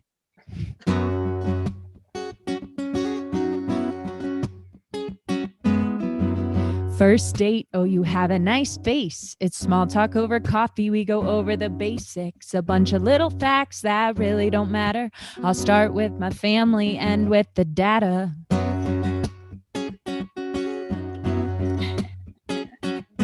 I have two older brothers, one's in tech, one's a chiropractor. My family's from Buffalo, but that's not where I grew up. Went to school at UVA, wahoo, I got my BA. That was an expensive way to make good friends. I'm a 7 on the Enneagram. I have a 67.5-inch wingspan. My birthday is 2/19. I'm on the cusp of Aquarius and Pisces, but neither match much. play 5 instruments, but only one of them well. I'm a size 10 shoe, and I never tell my middle name. I have 2 eyes and 1 persistent cough, and 10 toes only 'cause they cut the 11th one off. Do you wanna go out with me? That's true. Do you wanna go out with me? All right, let's talk about animals. I play a mean horse on the basketball court, but walking with the dog is my favorite sport. I do cat and cow and yoga if it makes me sweat, and I go down rabbit holes on the internet. By now you know what I look like when I'm not dressed fancy, that I don't like to drink unless it tastes like candy, and I could be a vegetarian if it weren't for chicken wings, and I'd put Frank's Red Hot on everything. I get freaked out by people touching their eyes. I'm a realistic romantic who loves surprises. I'm obsessed with Taylor Swift. Someday we'll co-write a song. She doesn't know I exist. Maybe pass this one along. Do you wanna go out with me? Do you wanna go out with me? We've been hanging a few months. Maybe we'll make it. Things I should have said up front, but I guess I waited. I didn't date till really late in life. I think marriage is a sham, but I still want to be a wife. I think I want kids because I like them a lot, but I'm afraid I can't afford them unless my career takes off. But if it does, maybe it's okay if I don't have them. I'm afraid of childbirth and leaking outside the bathroom. It'd be a bonus if you could balance out my stingy boss, which is this guitar. I'll only marry for love. I'm not shallow, but I can't deny that my pockets are. Do you wanna go out with me? Do you wanna go out with me? There's like 4 pages of people watching on Zoom right now. I feel like my odds are pretty good that, out of your connections, you can make my 2021, How cool would it be if I said, well, I played this song on Don and Chris's show, and the rest is history. So hit me up. I don't make this stuff up. Oh, wait, but this is where I get into my bad parts. Okay. Here it is. I'll set it straight. It's like the 28th date. By now, you know my clock runs 10 minutes late. And I burn what I cook, and I never make the bed. But if you're still listening, maybe I haven't scared you yet. I twist and break my hair. It drives people crazy. I'm messy, and I'm the best at procrastinating. Do my half of the chores less than a quarter of the time. But I'll forgive your weaknesses if you overlook mine. I can be immature, but it's not always bad. I'll get you to laugh and flash you when you're sad. Got a good brain on my shoulders, a good heart in my chest. If you can stimulate those, I'll let you stimulate the rest. Do you wanna go out with me? Do you wanna go out with me? What if this song was like COVID-19 and it spread across the nations and they'd all know me? And when they lifted the quarantine, I'd be overwhelmed with applications, need a committee to screen. So don't apply if you're in love with 45. And if you're not into my music, this is never gonna jive. I think this could be a good way to save some time. If you like wacky songwriters, I could be your bride. Do you wanna go out with me? Do you wanna go out with me?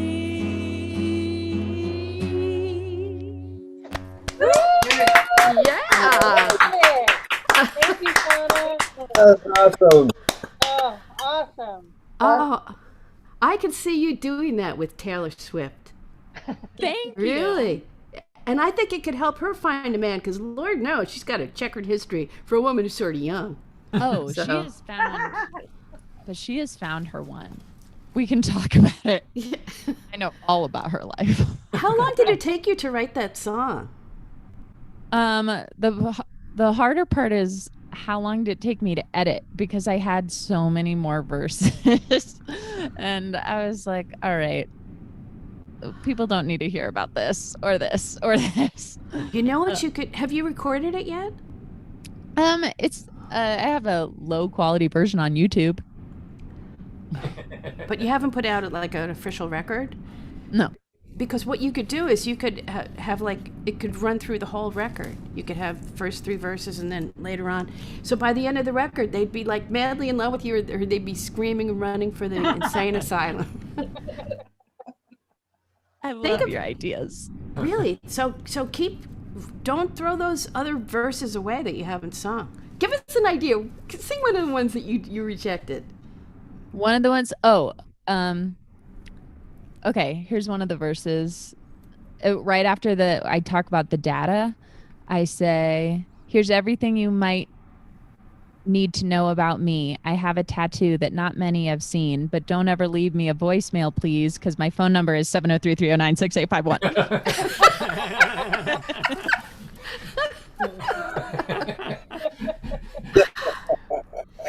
Shanna, you are meant for big things. Yeah. Taylor Swift's going to be calling you up. That's what I told her a long time ago. Music to my heart. She's my girl.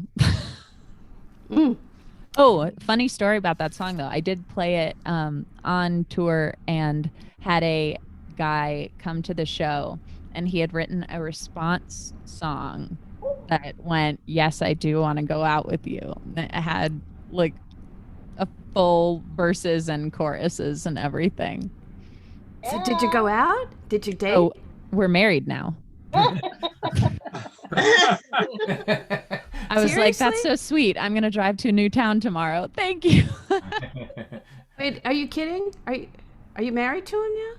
No, I was Oh. I am so gullible. That's so mean of you, Shanna. I thought, it worked. He's really open to me continually playing this song and telling the story. She said married, but she meant restraining order. Right. I get those two things confused sometimes. Done. Go ahead, Christine. What do you got for us? All right. You know, as songwriters, we never know what's going to turn into a song. And one day, I was reading the New York Post. I read it every day because it's unbelievable. It's owned by Rupert Murdoch. But this article caught my eye because it was about a pet store in Greenwich Village. And I got this idea listening to Shanna. She talked about animals. She likes animals. She likes dogs. That's good. And there's a pet store in Greenwich Village called La Petite Puppy, where they sell puppies and kittens. And you can only imagine what happened in this pet store, that the pet store owner felt compelled to put up an 8-word sign in his store, that as soon as I read it, I knew that's going to be the first line of my song. And it goes like this. If you're drunk, you cannot buy a puppy. That was the first line. And I thought, where do you go from there? If you're tipsy, you should not purchase a pussycat. If you're stoned, you might think a spider monkey's a good pet. But when you sober up, you won't be thinking that. Think of this as a public service announcement. If you're in your cup stumbling along, despite the obvious thrills, if you're plastered to the gills, buying a puppy now is just plain wrong. And it got me thinking, what are other things you should not do whilst drinking? If you're drunk, you should not get married. Doesn't matter if you're straight or you're gay. Las Vegas wedding chapels have ruined many happy couples. I'm sure many more got ruined there today. If you're schnockered, it's not the time to photograph. Then Twitter yourself in cotton underwear. When you're plastered to the gills, despite the obvious thrills, don't even do it on a dare. Oh, the list of things you should not do while drinking is a never, never, never ending one. But there are things you can do when you've had more than a few and you want to pursue a little fun. If you're drunk, it's a good time to spend money. Yes, the Home Shopping Channel is the best. They've got blowout deals on elastic waistband pants with matching turtleneck and scarf and hat and vest. Order one in every color of the rainbow, including fuchsia, puce, celadon, and winter white. When you're plastered to the gills, despite the obvious thrills, it's so much fun to spend so much money in one night. And if you're drunk, it's a good time for the tattoo parlor. Get a bloody painting scratched into your back. How about the name of your new lover? A single rose with the word mother. Or the Queen of Hearts smothering a one-eyed Jack. Or better yet, how about a tattoo of a puppy? On your tummy so you can pet it every day. When you're plastered to the gills, it magnifies the thrills to own a puppy that will never run away or chew your new shoe. A puppy that will always, always stay. If you're drunk, you cannot buy a puppy. Let that simple phrase be your guide. Do you remember The Sopranos, the TV show? Christopher said an Adriana's puppy. The puppy's name was Cosette. Cosette died. Christopher was high once transpired. Adriana fell into a free-falling funk. Little did she know she'd soon get waxed. Not waxed. Waxed. By Sylvia. That actor from Bruce Springsteen's band turned out to be a punk. That Christopher got whacked too. That can happen to you if you buy a puppy when you're drunk. Oh, Adriana got waxed. Silvio, guy from Bruce Springsteen's band. Who knew he was into female grooming? Christine, you should leave that line in, I think. I've had nothing to drink. I don't know how that happened. That's never, ever happened. Oh, well. Oh. Well, it's my great honor to introduce someone. And this has been a struggle because his name is Daniel Cainer, and I did a song by him earlier in the show. That song, Under the Table, about grandfather Isaac and his Aunt Ray. And I love his music so much. And he lives in London, and he has the COVID virus.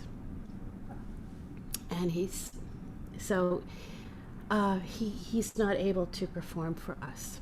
But we do have a surprise who's going to be taking his place in the second and the third round of songs. But I thought that we didn't want to tell you earlier in the show because it's really put such a pall on things when someone who's, I admire him so much. I've been such a huge, huge fan of his, and he was so looking forward to this.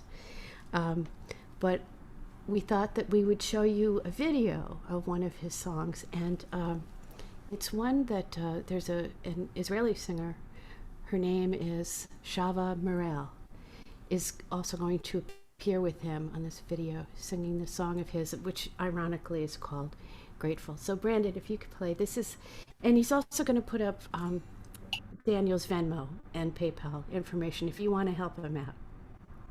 Okay.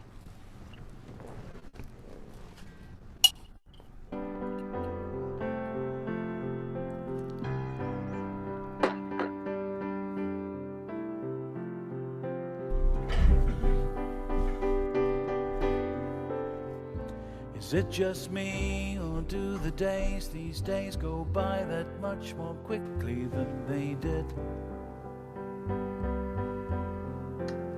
So many strange things going on, so many pieces of the puzzle that don't fit.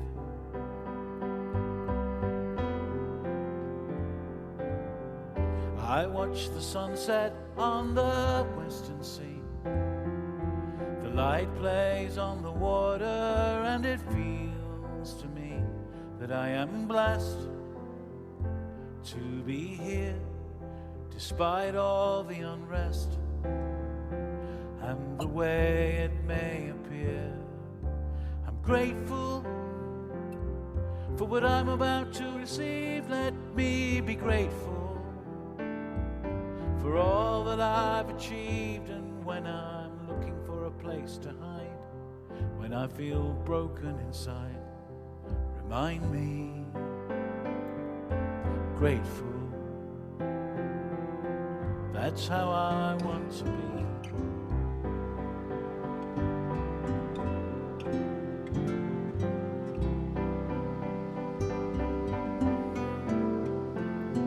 Just look around, it doesn't take that much to be confused or get upset. When the world seems upside down, and what you see is not always what you get.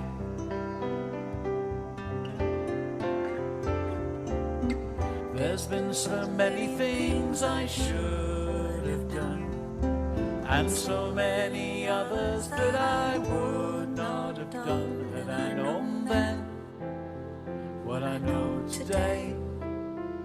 But then again, I'd not have learned along the way to be grateful. When it's not quite how I imagine, I'll be grateful for the lights and sound and action. When I can't tell wrong from right, when I'm wound up far too tight, release me, grateful. That's how I want to be.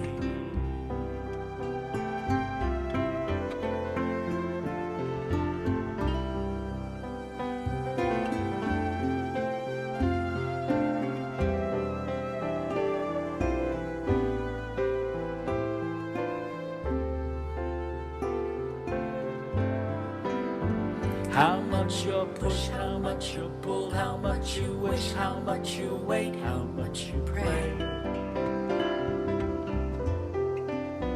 And if you don't get what you want, then what you want's not what you needed anyway.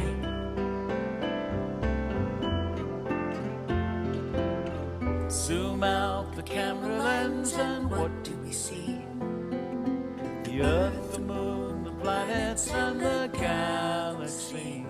And I am just a speck of dust, lost somewhere in my own universe. Grateful, hark the herald angels sing, come all ye faithful, and give thanks for everything, for all that's said and done, for all that's yet to come. Help me to be grateful. Grateful, grateful, grateful.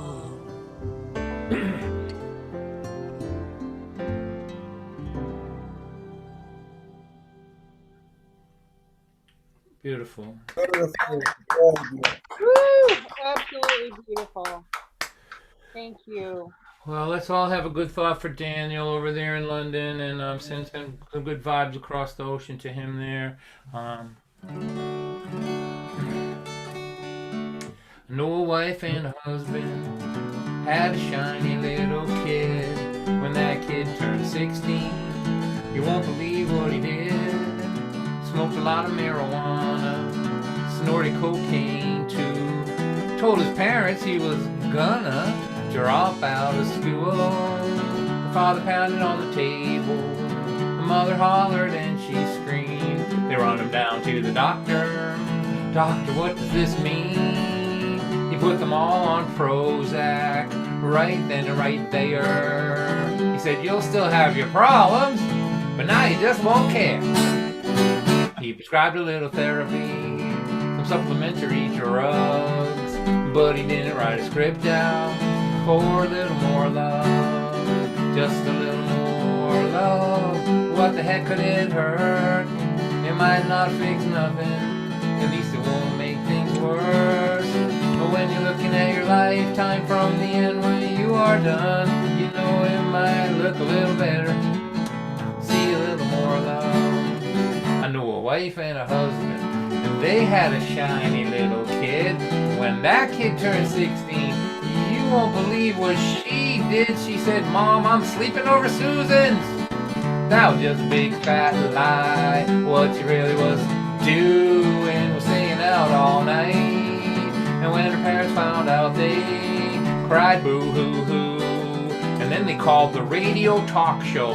They asked him, what should we do? He said, send her off to boot camp. That was his advice. It was good for his ratings, but it wasn't very nice. Little more love, what the heck could it hurt? It might not fix nothing, at least it won't make things worse. When you're looking at your lifetime from the end when you are done, you know it might look a little better. See a little more love. I can see that you're a tough guy. You won't be pushed around. You are not gonna take it. You're good at putting your foot down. You might get killed by lightning, you might get hit by a truck, but if you are not that lucky, you might just wind up spending years in a rest home without a whole lot to do.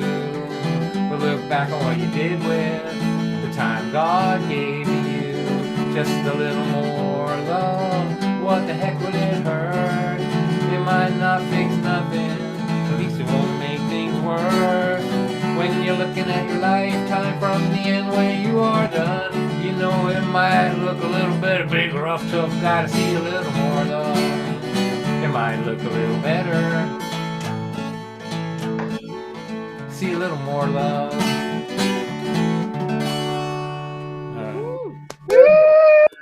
All right, Dawn.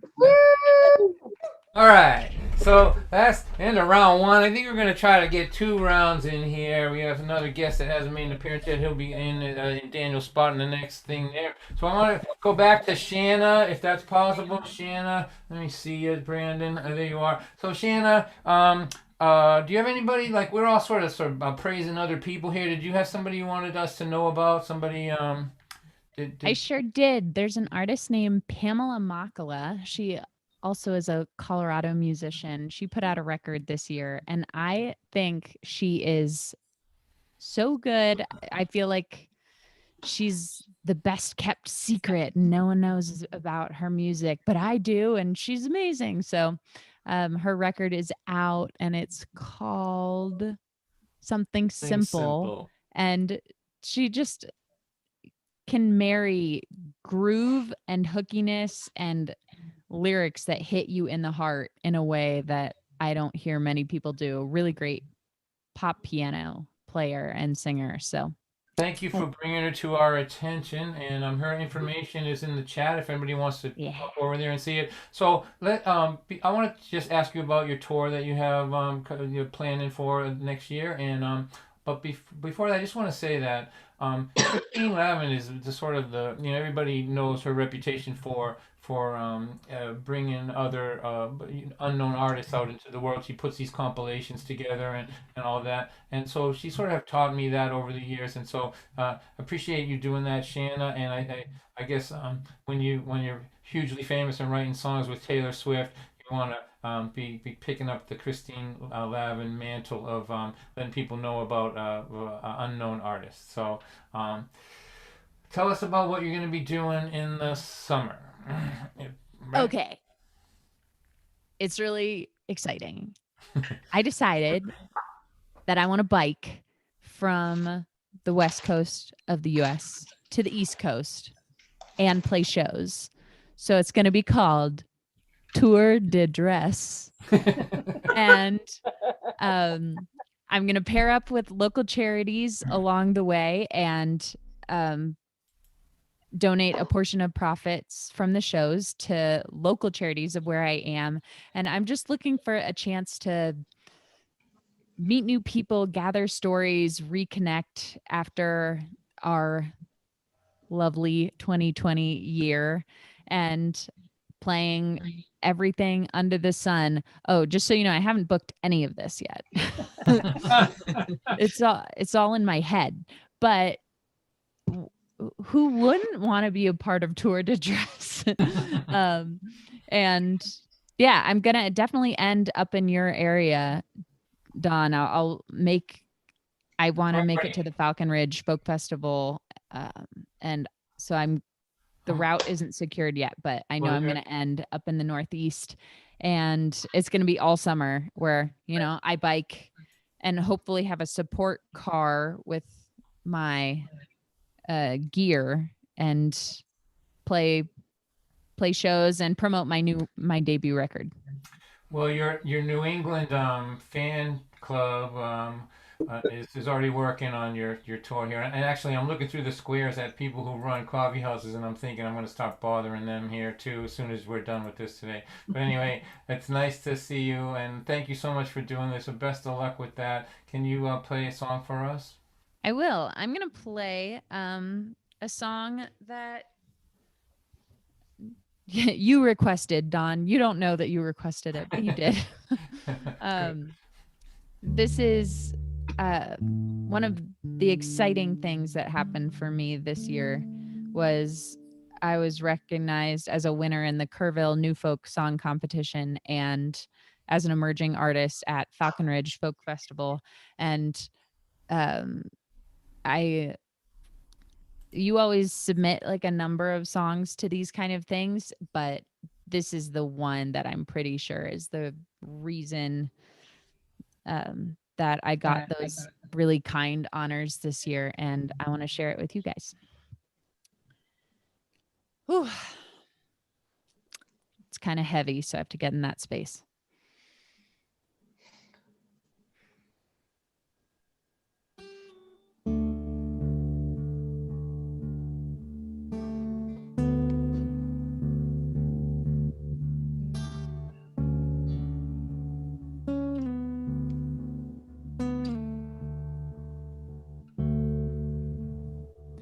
I remember being sick,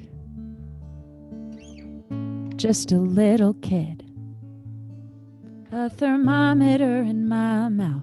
You said you'd better stay home, so I did. And we watched Wizard of Oz. You told me stories because you said when the going gets tough, the best medicine is pure love. The last decade, we've been losing you.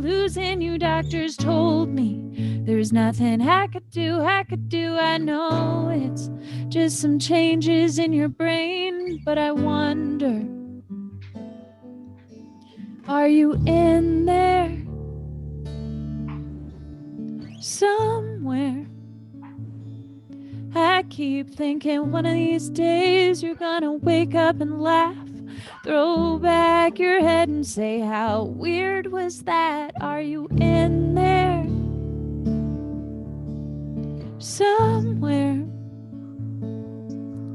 'Cause I keep saying to myself, you're still somewhere in that shell. You're just stuck inside and don't know how to tell me.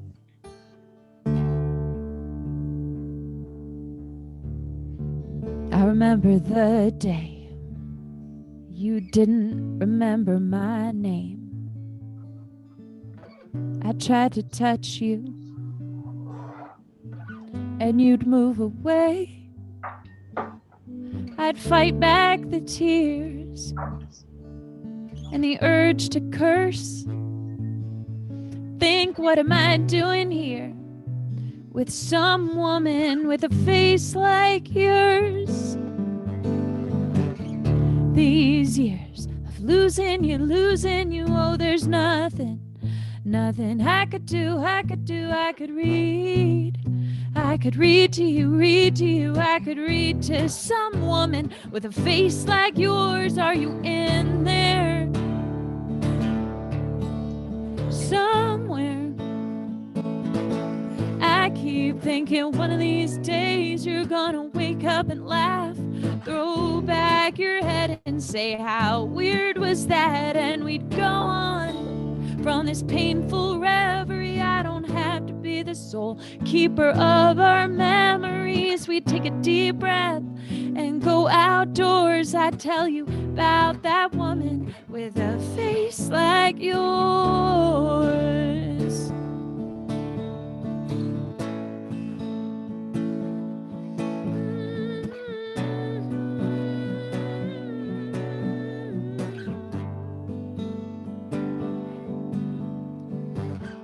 They say the last thing to go is your brain forgets how to swallow, and my aunt put a dollop of pudding on your tongue. Hours later, it was still there, and I knew you were done. And the machine played that steady tone, and I felt relieved, and I felt alone. But what did I even lose? Was it my mom or some woman still wearing her shoes? Are you out there somewhere? Are your legs finally running free of that wheelchair? Are you climbing up our old wooden stairs? Are you watching? Are you hearing this song? Are you still that woman? Are you my mom? Do you dance to Glenn Miller and drink martinis when you want to check in? Do you still get to see me? You said when the going gets tough, the best medicine is pure love, and I gave it my all. So did you, of course, even as that woman with a face like yours.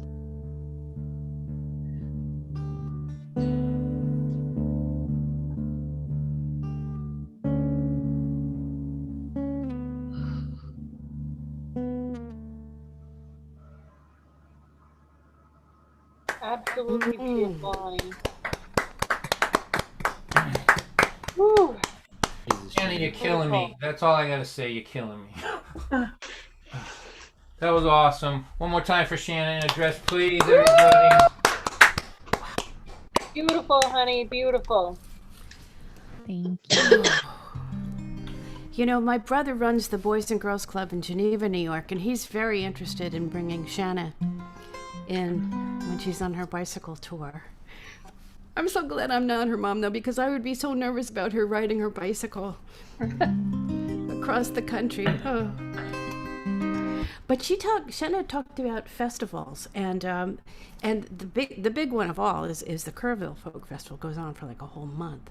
And I went a couple of years ago, and I flew from New York to Houston onto San Antonio.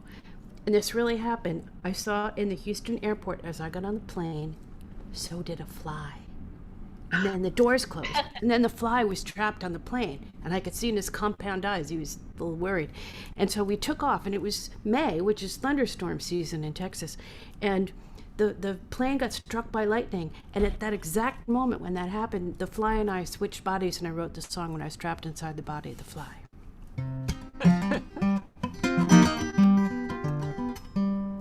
I'm a fly on a plane. I am buzzing all around. Got on in Houston, I'm San Antonio bound. I'm not riding in coach, I think I fly first class. I'm on the head of a banker, zip zip, I'm on the rim of a glass. My oh my, I'm a fly, taking a free ride on a plane. I'm a fly on a plane, but flight's a little erratic.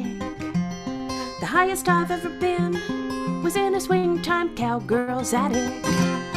I didn't mean to leave home, but now the die is cast.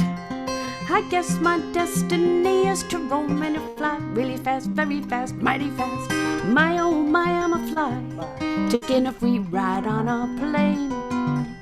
When I get to San Antonio, I'm gonna make a lot of new fly friends. When I tell them that I am from Houston, the ice will bug out and they'll say, come again. Don't tell us no Texas tall tales. How did you get here? Say, I flew. Although saying it don't flies, I say, man alive, we've got immense respect for you. Zip zippity doo dah, zip zippity yeah, zip zippity doo dah. Say Willie May, say hey, I'm a fly on a plane. I got a lot of dreams. I never counted on a rolled up in flight magazine.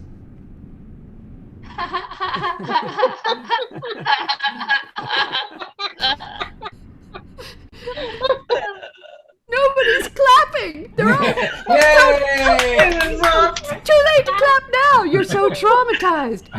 No, it was a fly. It wasn't like it was a puppy. It was a fly.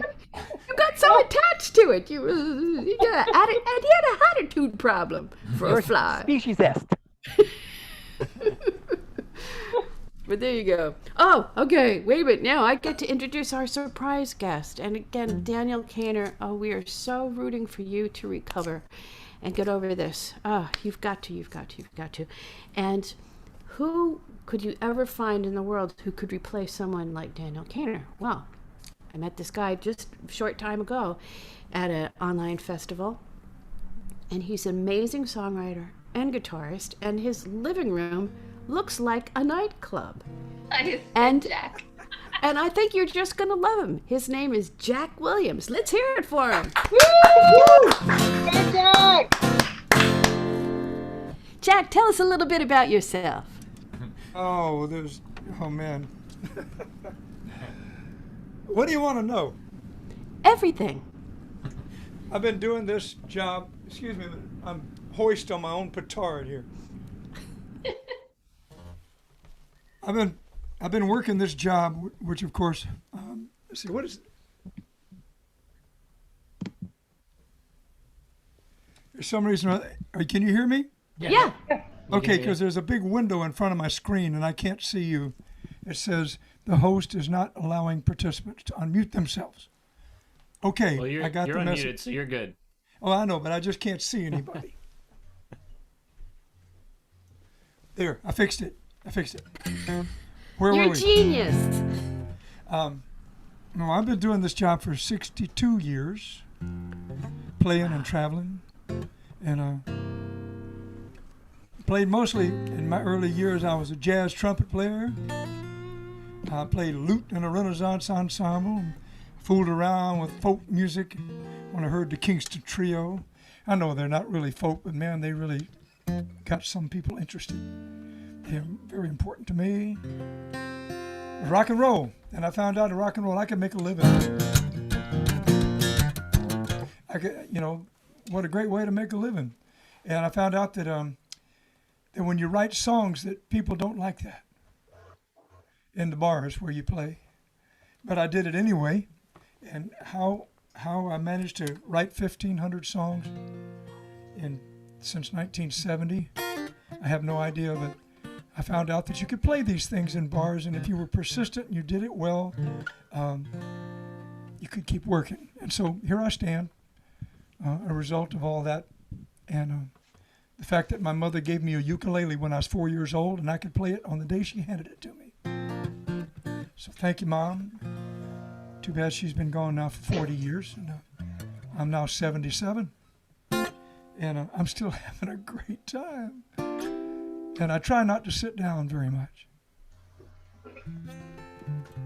according to what you guys were talking about earlier. What else can I tell you? I'm from South Carolina. I live in the Ozarks of Northwest Arkansas. And it's great to see Shanna here. I mean, she just makes my face hurt. She smiles all the time, Makes me feel like I should, shave my beard so you can see that I really am smiling more often than I really am.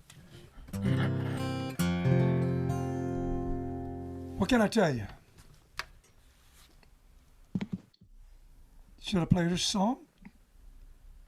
Okay. Yeah. Okay. Something completely different.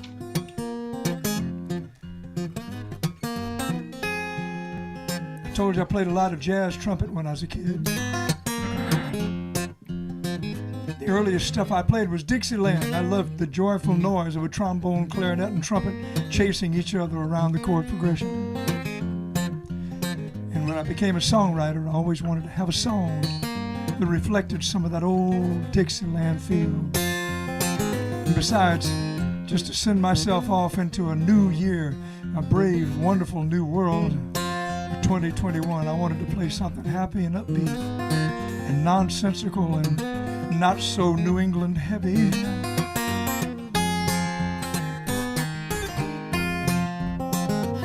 Well, I'm one for you, honey, and I'm through with the show, and I ain't going nowhere if you can't go.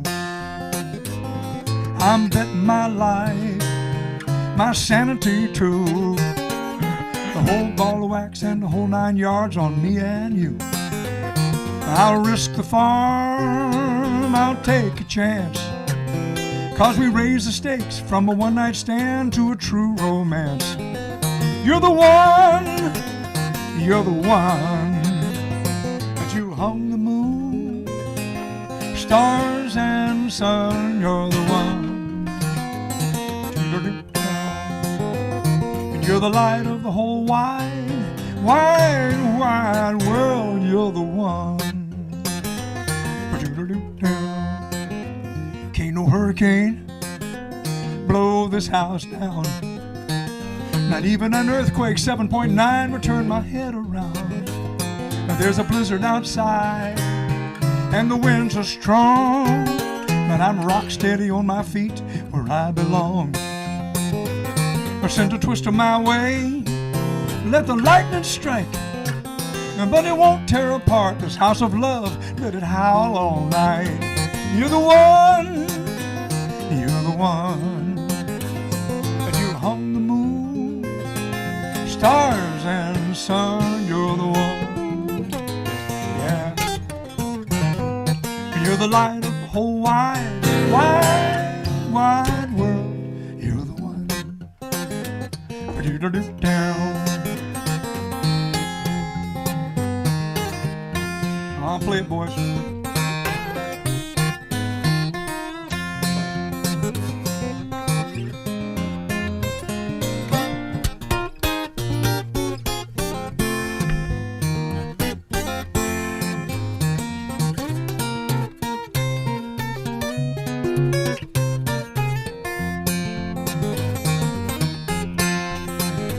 But now the Great Salt Lake, the Gulf of Mexico, the big Okeechobee, the Atlantic, Pacific, and the Shenandoah.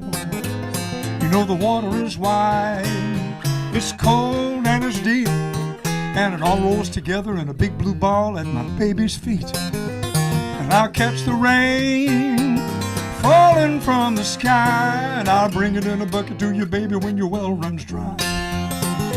'Cause you're the one, you're the one, you're the one. Oh, you hung the moon, stars and sun, you're the one.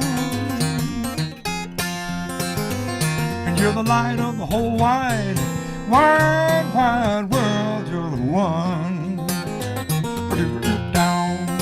And you're the light of the whole wide, wide, wide, wide world, you're the one. Now, baby, you're the one.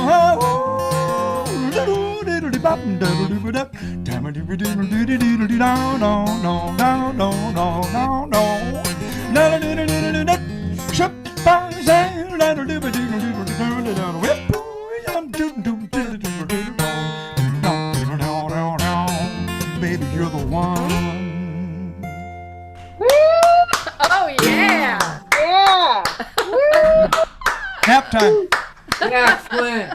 Jack Williams. Oh, man. Jack, will you hang around one more round and play us another tune in a few minutes? Certainly. I don't have to start my nap right away. You're an hour earlier than East Coast time, too. Jack is just a legend, and he's such a good man, and he shows up at our forum all the time and teaches us all kinds of cool things that he's doing out there on the road. One more time for Jack Williams, please. Jack.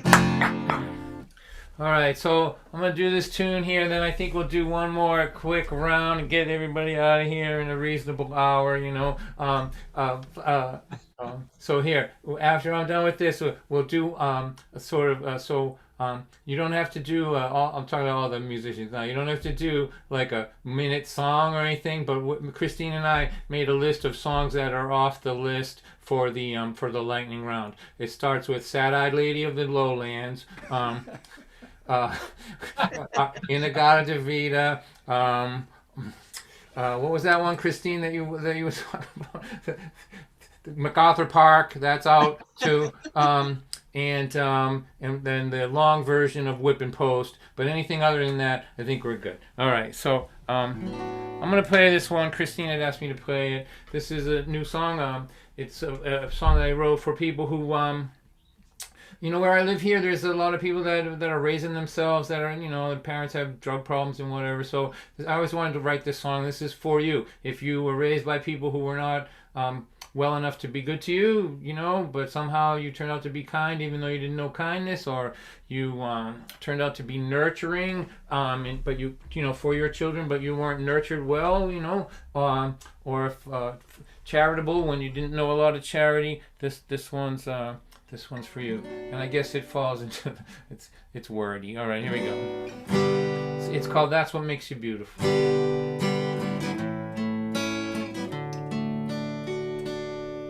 You were taught by your world that empathy and kindness were the kinds of things that made a person weak.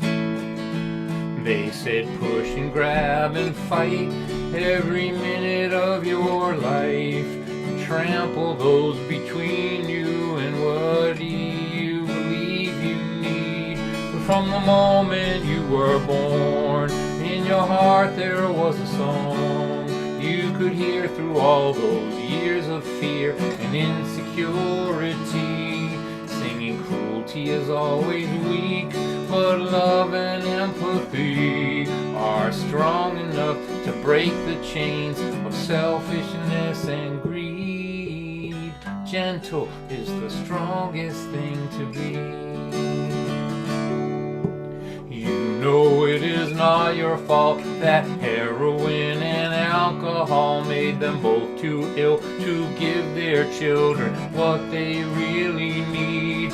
But it sure would have been nice to be encouraged once or twice, to feel safe at night, or to have a life with just a little normalcy.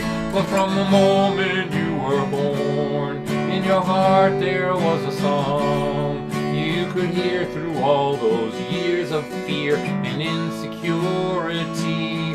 When you feel hatred in your heart, you just remember who you are, and that underneath the weight of hate, your heart cannot be free. Forgiving is the stronger thing to be. It's not the color of your eyes, it's not your hypnotizing smile, it's not any of the many things that everyone can see. It's the way you always knew what they told you wasn't true. How you made yourself the person that they taught you not to be. That's what makes you beautiful to me. A young man's eyes see beauty in what is on the surface, not within. He will walk past what is beautiful to be near the thing that shines. But these old man's eyes find beauty in the story and the journey. They have seen too much to be fooled by what attracts a young man's eyes. From the moment you were born, in your heart there was a song you could hear through all the years of fear and insecurity.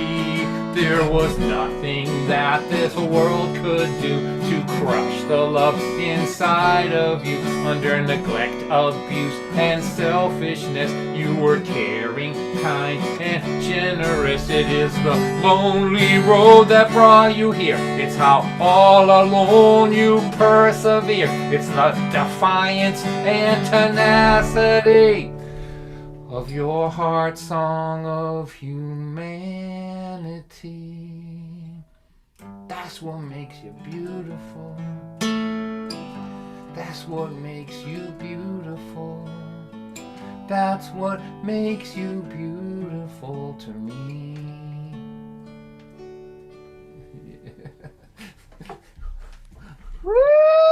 Beautiful song. Thank you. Thank you. So I want to talk just a little bit about that before we go for our last round. So my goal in life is to write songs that are unmarketable. That's my goal in life.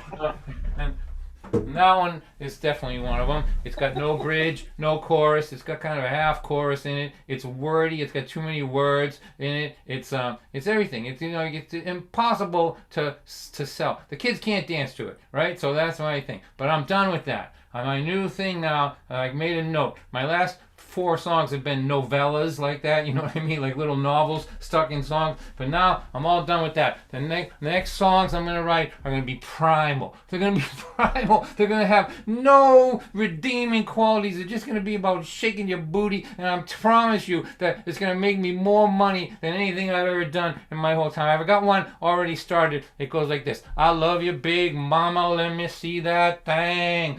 Boom, chaka wang, wang, boom, chaka wang. I promise you, it's going to be the most popular song I've ever written. People are going to be coming to my concerts and saying, Don, we love your little novellas, but can we hear a little more boom, chaka wang, wang, please? So just want you to, that's what my goal is for 2021, is to write songs that young people will be gyrating on at weddings for the next few years. That's my goal. I mean, I'm done with short novellas and songs that are too wordy and have that, what do they call it? What did Jack call it? That New England over serious stuff. I'm all done with it, Jack. You cured me. Okay, now let's go to Shanna, my friend Shanna, starting the lightning round. Shanna, what do you got for us?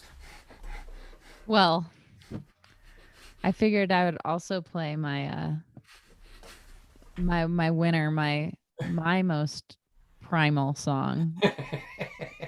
Which you just handed me that segue so kindly. Thank you. Oh, you're welcome. I couldn't meet all of you without sending you off in this new year without, my advice on how to turn on a woman. So I put it all in this here song.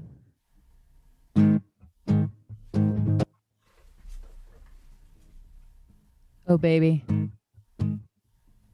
Last night was so good. You were amazing. I can still picture it all right now. The way you brought in the groceries. The way you took out the trash. The way you remembered to feed the cat. Then you unloaded the dishwasher. And when I got home from work, you had dinner on the table. I wanted you for dessert. Oh, I don't need a man with a face like Brad, Zac Efron's hair, or Channing Tatum's abs. Sporting a Rolex and a Cadillac. I like it if you look like you would be a good dad. That's hot. That's hot. That's hot. That's hot. So hot. That's hot. That's hot. That's hot. I like your dad bod. And oh, I can feel it. It's so hard and so smooth. Oh my gosh, I can't believe it. You finally sanded the table in the living room. Then I got hot and bothered when you answered my text right away. Then I got really tired. And you said those magic words, okay, not today. Oh, I don't need a man with a face like Brad, George Clooney's hair, Channing Tatum's abs, sporting a Rolex and a Cadillac. Yeah, I like it if you look like you would be a good dad. Yeah, that's hot. That's hot. If we were live, you'd all be singing this. That's hot, so hot. That's hot. That's hot. That's hot. And you have a good job. And I love how I don't have to babysit you at parties. Because ladies, we all know that's the worst. They say nice guys finish last, and they're right. You always let me come first. Woo! I don't need a man with a face like Brad, Zac Efron's hair, or Channing Tatum's abs, sporting a Rolex and a Cadillac. Yeah, I like it if you look like you would be a good dad. That's hot. That's hot. That's hot. Everyone will be shaking their butts to this hit song. That's hot. That's hot. That's hot. I like your dad bod. Yeah. Wow. All right, everybody. Shanna in a dress. Support that young woman. Yeah. Woo! Right. Wow. Thank you for being here, Shanna. Shanna, you know what you so need much for that song? Our Go-Go Boys. You're so right. You did it in Sensitive New Age Guys, didn't you? Yeah. Oh, that's so much fun. But I could just see Go-Go Boys. And yeah, they'd line up before your concert hours in advance. They'd pick me. I definitely want them to be doing the That's Hot chorus. I was singing along. Oh, I love that song. She is so talented. She is like on her way. We're going to say we knew her back when. So, wow. By the way, I wanted to talk about a singer-songwriter that I came across this year through a guy named John Weingart, who has a radio show called, I think it's Music You Seldom Hear on the Radio, something like that, in Princeton, New Jersey. And he sent me a song of hers. Her name is Jane Godfrey. And she has a song. Look at, isn't that a great picture? She's got like her own little action figure. And she has a song called Breakfast, which is about something. It's a song about her father. And you all must go and, after our show is over, go and find Breakfast by Jane Godfrey. And it's such an amazing song because it's one where the last line of the song leaves you in a whole new place that the rest of the song didn't even visit. So, and she's got great albums, and she's relatively new on the scene, but she's a seasoned person. So she's got a lot of experience to write from, and I'm expecting great things from Jane Godfrey. So that's my word of advice. And by the way, after our show, if you still want to hear more folk music, you can go to folkmusicnotebook.com. It's 24/7, nothing but folk music. Ron Olesko curates the whole channel, and he's got great taste. So I thought what I would sing for my final song is my most requested song. And I'm always amazed that this is the most requested. I know a couple. She sits in a rocking chair working puzzles. He watches TV upstairs. She's got a secret she has never let out. A man she thinks he never knew about. She hasn't seen him in 30 years. The mention of his name does not bring on tears. If you ask her, are there any regrets? She'll tell you no. But she never forgets. It was the kind of love you never recover from, even though she found another one to take his place. She never will escape the truth.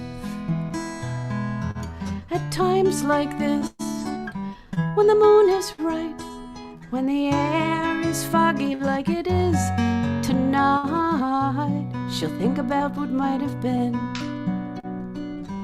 if she had just held on to him. I know a man who's done it all. He sailed the oceans, climbed the mountains of Nepal.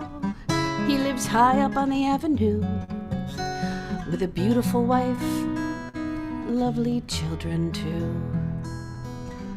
But there's a woman he still dreams about, certain things he's learned to live without. If you ask him, are there any regrets? He'll tell you no, but he never forgets. It was the kind of love you never recover from, even though he found another one to take her place. He never will escape the truth. At times like this, when the moon is right, when the air is foggy, oh, like it is tonight, he'll think about what might have been if he had not let her slip away from him. I read about a woman who said she never regretted anything she'd ever done. Such arrogant words always seem to be spoken by those who then die young. So here am I, looking at you. Oh, tell me, what are we gonna do? Am I destined to be a regret? Are you that one I will never forget? Years from now, will we curse the day you let me let you walk away? Isn't this too dear a price to pay for the freedom of going separate ways? This is the kind of love you never recover from. Don't tell me I'm gonna find another one to take your place. I never will escape the truth. At times like this, when the moon is right, when the air is foggy, oh, like it is tonight, I'll think how sweet life could be if you would stay with me. Oh, stay with me. This is the kind of love you never recover from. Don't tell me I'm gonna find another one to take your place. Try and face the truth. Let me hold you close tonight. The fog is lifted, the moon is so bright. Oh, think how sweet life could be if you would stay with me. Oh, stay with me. This is the kind of love you never recover from. Oh, this is the kind of love you never recover from.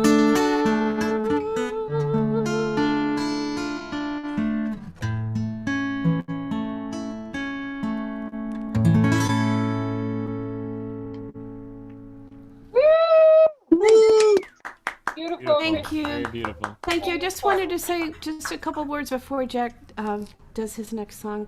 I was thinking about Daniel Cainer when I was singing it because I have, after I heard his song about grandfather Isaac, I bought a locket and I put the guy that I wrote, The Kind of Love You Never Recover From, in this locket, and I've worn it every day since. Thanks to Daniel Cainer and that beautiful, beautiful song. But I wanted to thank Hillary Rollins, who's in the chat room. She's the one who brought Daniel Cainer to our attention, and she's in touch with him, and she'll let us know how he's doing. So thank you, Hillary, for everything. And now let's have another song from the unbelievably great Jack Williams. Woo! I co-wrote this song with Jeff Bartley. Jeff has a fondness for for bluesy, ragtimey, southern type stuff, despite the fact that he's not bluesy, southern, ragtimey, but he does a great job of it. And he showed up at my campground back in 1994 when I was up in New England trying to find out whether or not maybe I could make a living up here. I'd been touring mostly across the South and to the West, and my good friend John Svetke played a song circle with me in Montgomery and told me I needed to come to the Northeast. And I met Jeff, played for his Cantab, which has been going for eternity. I'm sorry it's not there anymore.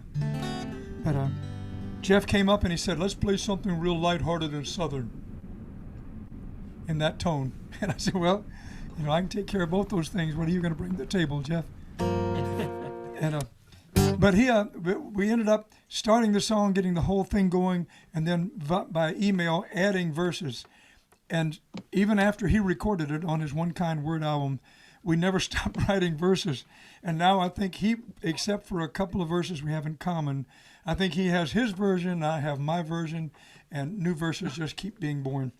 So if you don't recognize this from One Kind Word, you'll at least, no, it'll be on my next CD. And my earlier version is one of my older CDs. So what the heck, By the way, you're talking about, what was it you were saying, Don White? You were talking about your song not being commercially viable or something like that?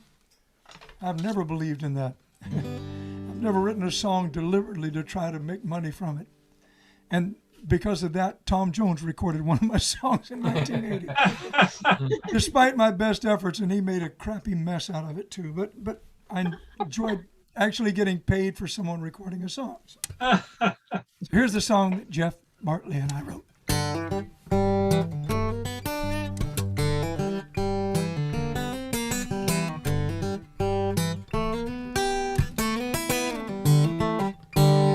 It's always raining when the car goes flat.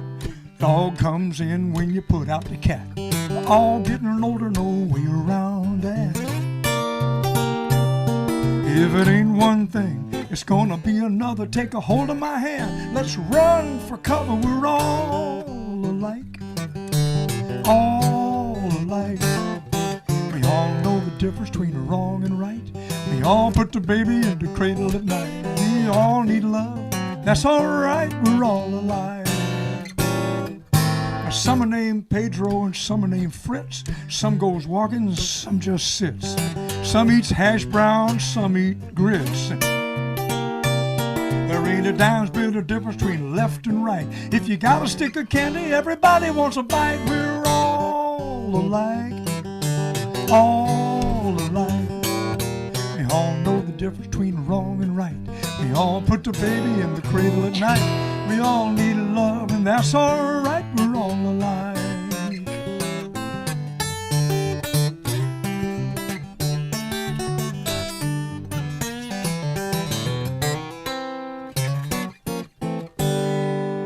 Black man, a white man, a Muslim, and a Jew walk into a bar and say, how do you do? Along comes a Baptist and a young Hindu. Well, they have a couple drinks, they sing a couple songs. Proof's in the pudding, we can all get along. We're all alike, all alike. We all know the difference between wrong and right. We all put the baby in the cradle at night. We all need love, that's all right, we're all alike.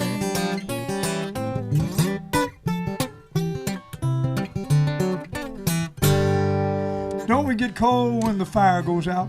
Confidence is shaken when you give in to doubt. So we do the hokey pokey, cause that's what it's all about. And we take a trip to Canada or Kathmandu, where they walk and they cry and they laugh like you. We're all alike, all alike. We all know the difference between wrong and right. We all put the baby in the cradle at night, and we all need love, and that's all right. We're all alike.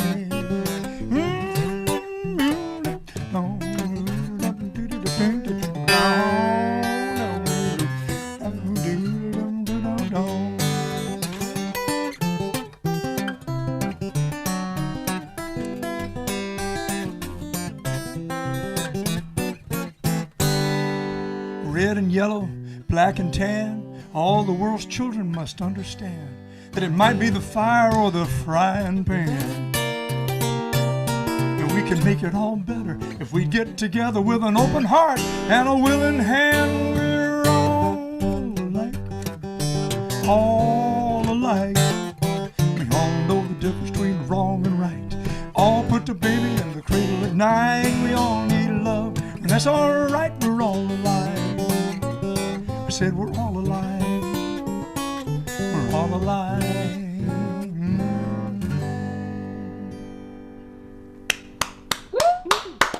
All right, Jack.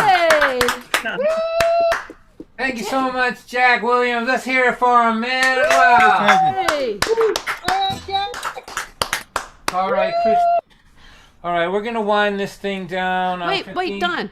Yep. Forgot one thing. Betsy Francofini's still here. Okay. And we wanted to ask her about her brand new Diatoms book. Just came out Okay. December 5th. Can you? This is also for kids K through 3, right, Betsy? K through 3, yes, that's the target audience, but it could be for younger and it could be for science teachers. So it spans the ages.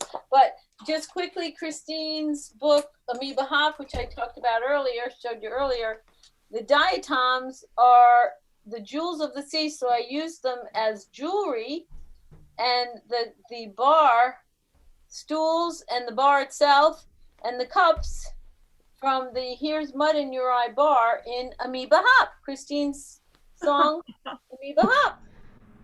So that's when that was a dozen years ago that I got interested in diatoms, and then a scientist, a former MIT scientist, a professor, he approached me and we did a book about diatoms together. Oh, here's the book. And I called it, and I wrote the story, Jewels of the Sea, The Hunt for Floating Treasure. And these little diatoms, I shouldn't have been surprised that one of the people in this audience knew, or at least one, more than one, knew what a diatom was, because you have smart people following you. And it's a story about taking a deep dive, and here are some of the diatoms. Now, I did not illustrate this part. These are actual photographs from a contributor to National Geographic. She's an award-winning biologist and micro photographer. Her name is Darlene Murowski. And then I took her artwork, her photos, and married it to my illustrations. And so another wonderful collaboration, all about the amazing diatoms. All right. Okay. So BetsyFrancofini.com is her website, and Brandon will put it there. So any of you have grandchildren or little ones who are interested in science, it's a great way to turn them on to it. So thank you, Betsy, for coming. Thank you, Christine. Thank you, Don. You're welcome, Betsy. Nice to see you, and good work out there. So this has been pretty fun. I gotta say, I'm so glad to be with you, Christine, and to everybody. Let's have a big thank you for all our artists who played tonight. Shanna, Jack, Daniel Cainer, Christine Lavin. And John White. John White, oh yeah, that guy. Yeah. So, what we're gonna do, the big ending now. Well, first of all, I just want to thank Brandon, the sound, doing the sound tonight. He's gonna scoot off and do a 10 o'clock countdown to midnight with his daughter. But he's God back there. This thing runs smoothly because of Brandon. We love him, love him, love him. So one more time for Brandon, please. Thanks, Brandon. All right, but before you go, Brandon, you gotta play this thing for us. So what we're gonna do here, I also want to I wish I could shout out everybody here. I can't, but I want to say hi to Deirdre Flynn. I haven't seen her for so long. So Deirdre, so glad that you're here on the Bitchin' Babes, and just a fantastic musician, and all the artists here. Janet Feld, is she still here? Right. So you want to go through every let's go through every musician that's here. All right, here we go. Neil Braverman, he's a musician. Chris Chandler's here. Nancy Clark, who runs a great venue down there in in Illinois. She's here. Elizabeth Freeman, the fantastic venue in Wakefield, Mass. Jesse Doyle, great musician over there. Seth Conley, there he is right there. Seth Conley, one of our legends around here. Tim is here. Tim First and Hillary Rollins. You know, this is a trap because I'll forget. I'll go past somebody, right? But you know I love you. Thank you for being here, Michelle Held, everybody. So this has been really good and fun. I want to say thank you to everybody I met at the Downton Abbey Napkin Folding Festival that I dragged on to. I didn't have any gray hair before that, but now I do. So what we're going to do is we're going to get everybody up again. Like get up. Everybody stand up. We're going to dance into, we're going to kick 2020, mean old 2020 to the curb with a little dance party. This is kind of like our version of Old Lang Syne. It's called Boom Chukka Wang Lang Syne.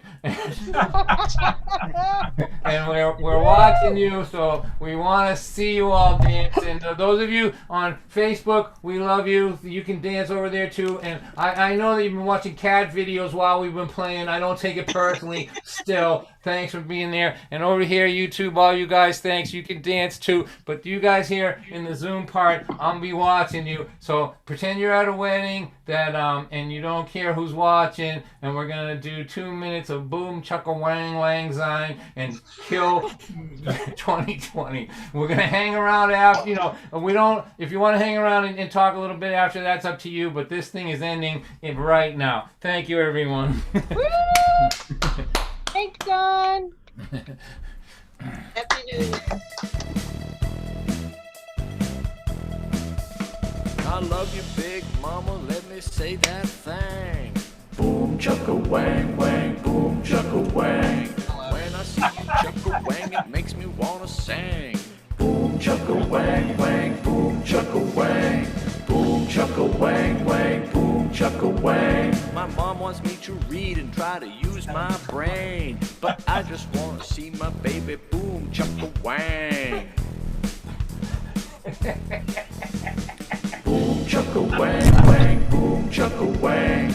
Boom chukka wang wang, boom chukka wang. The DJ at the wedding is so damn lame. To get this party jumping, play boom chukka wang. Boom chukka wang wang, boom chukka wang. Boom chukka wang wang, boom chukka wang. Break it down. Boom. Ow. Boom. Ow. Chukka wang wang. Ow. Boom chukka wang wang, boom chukka wang. Boom chukka wang wang, boom chukka wang. Happy New Year! Happy New Year!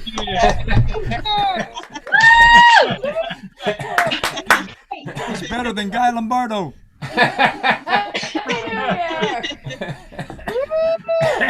Happy New Year! That looks so good. Oh man, I hope we got that recorded. You're all We got it.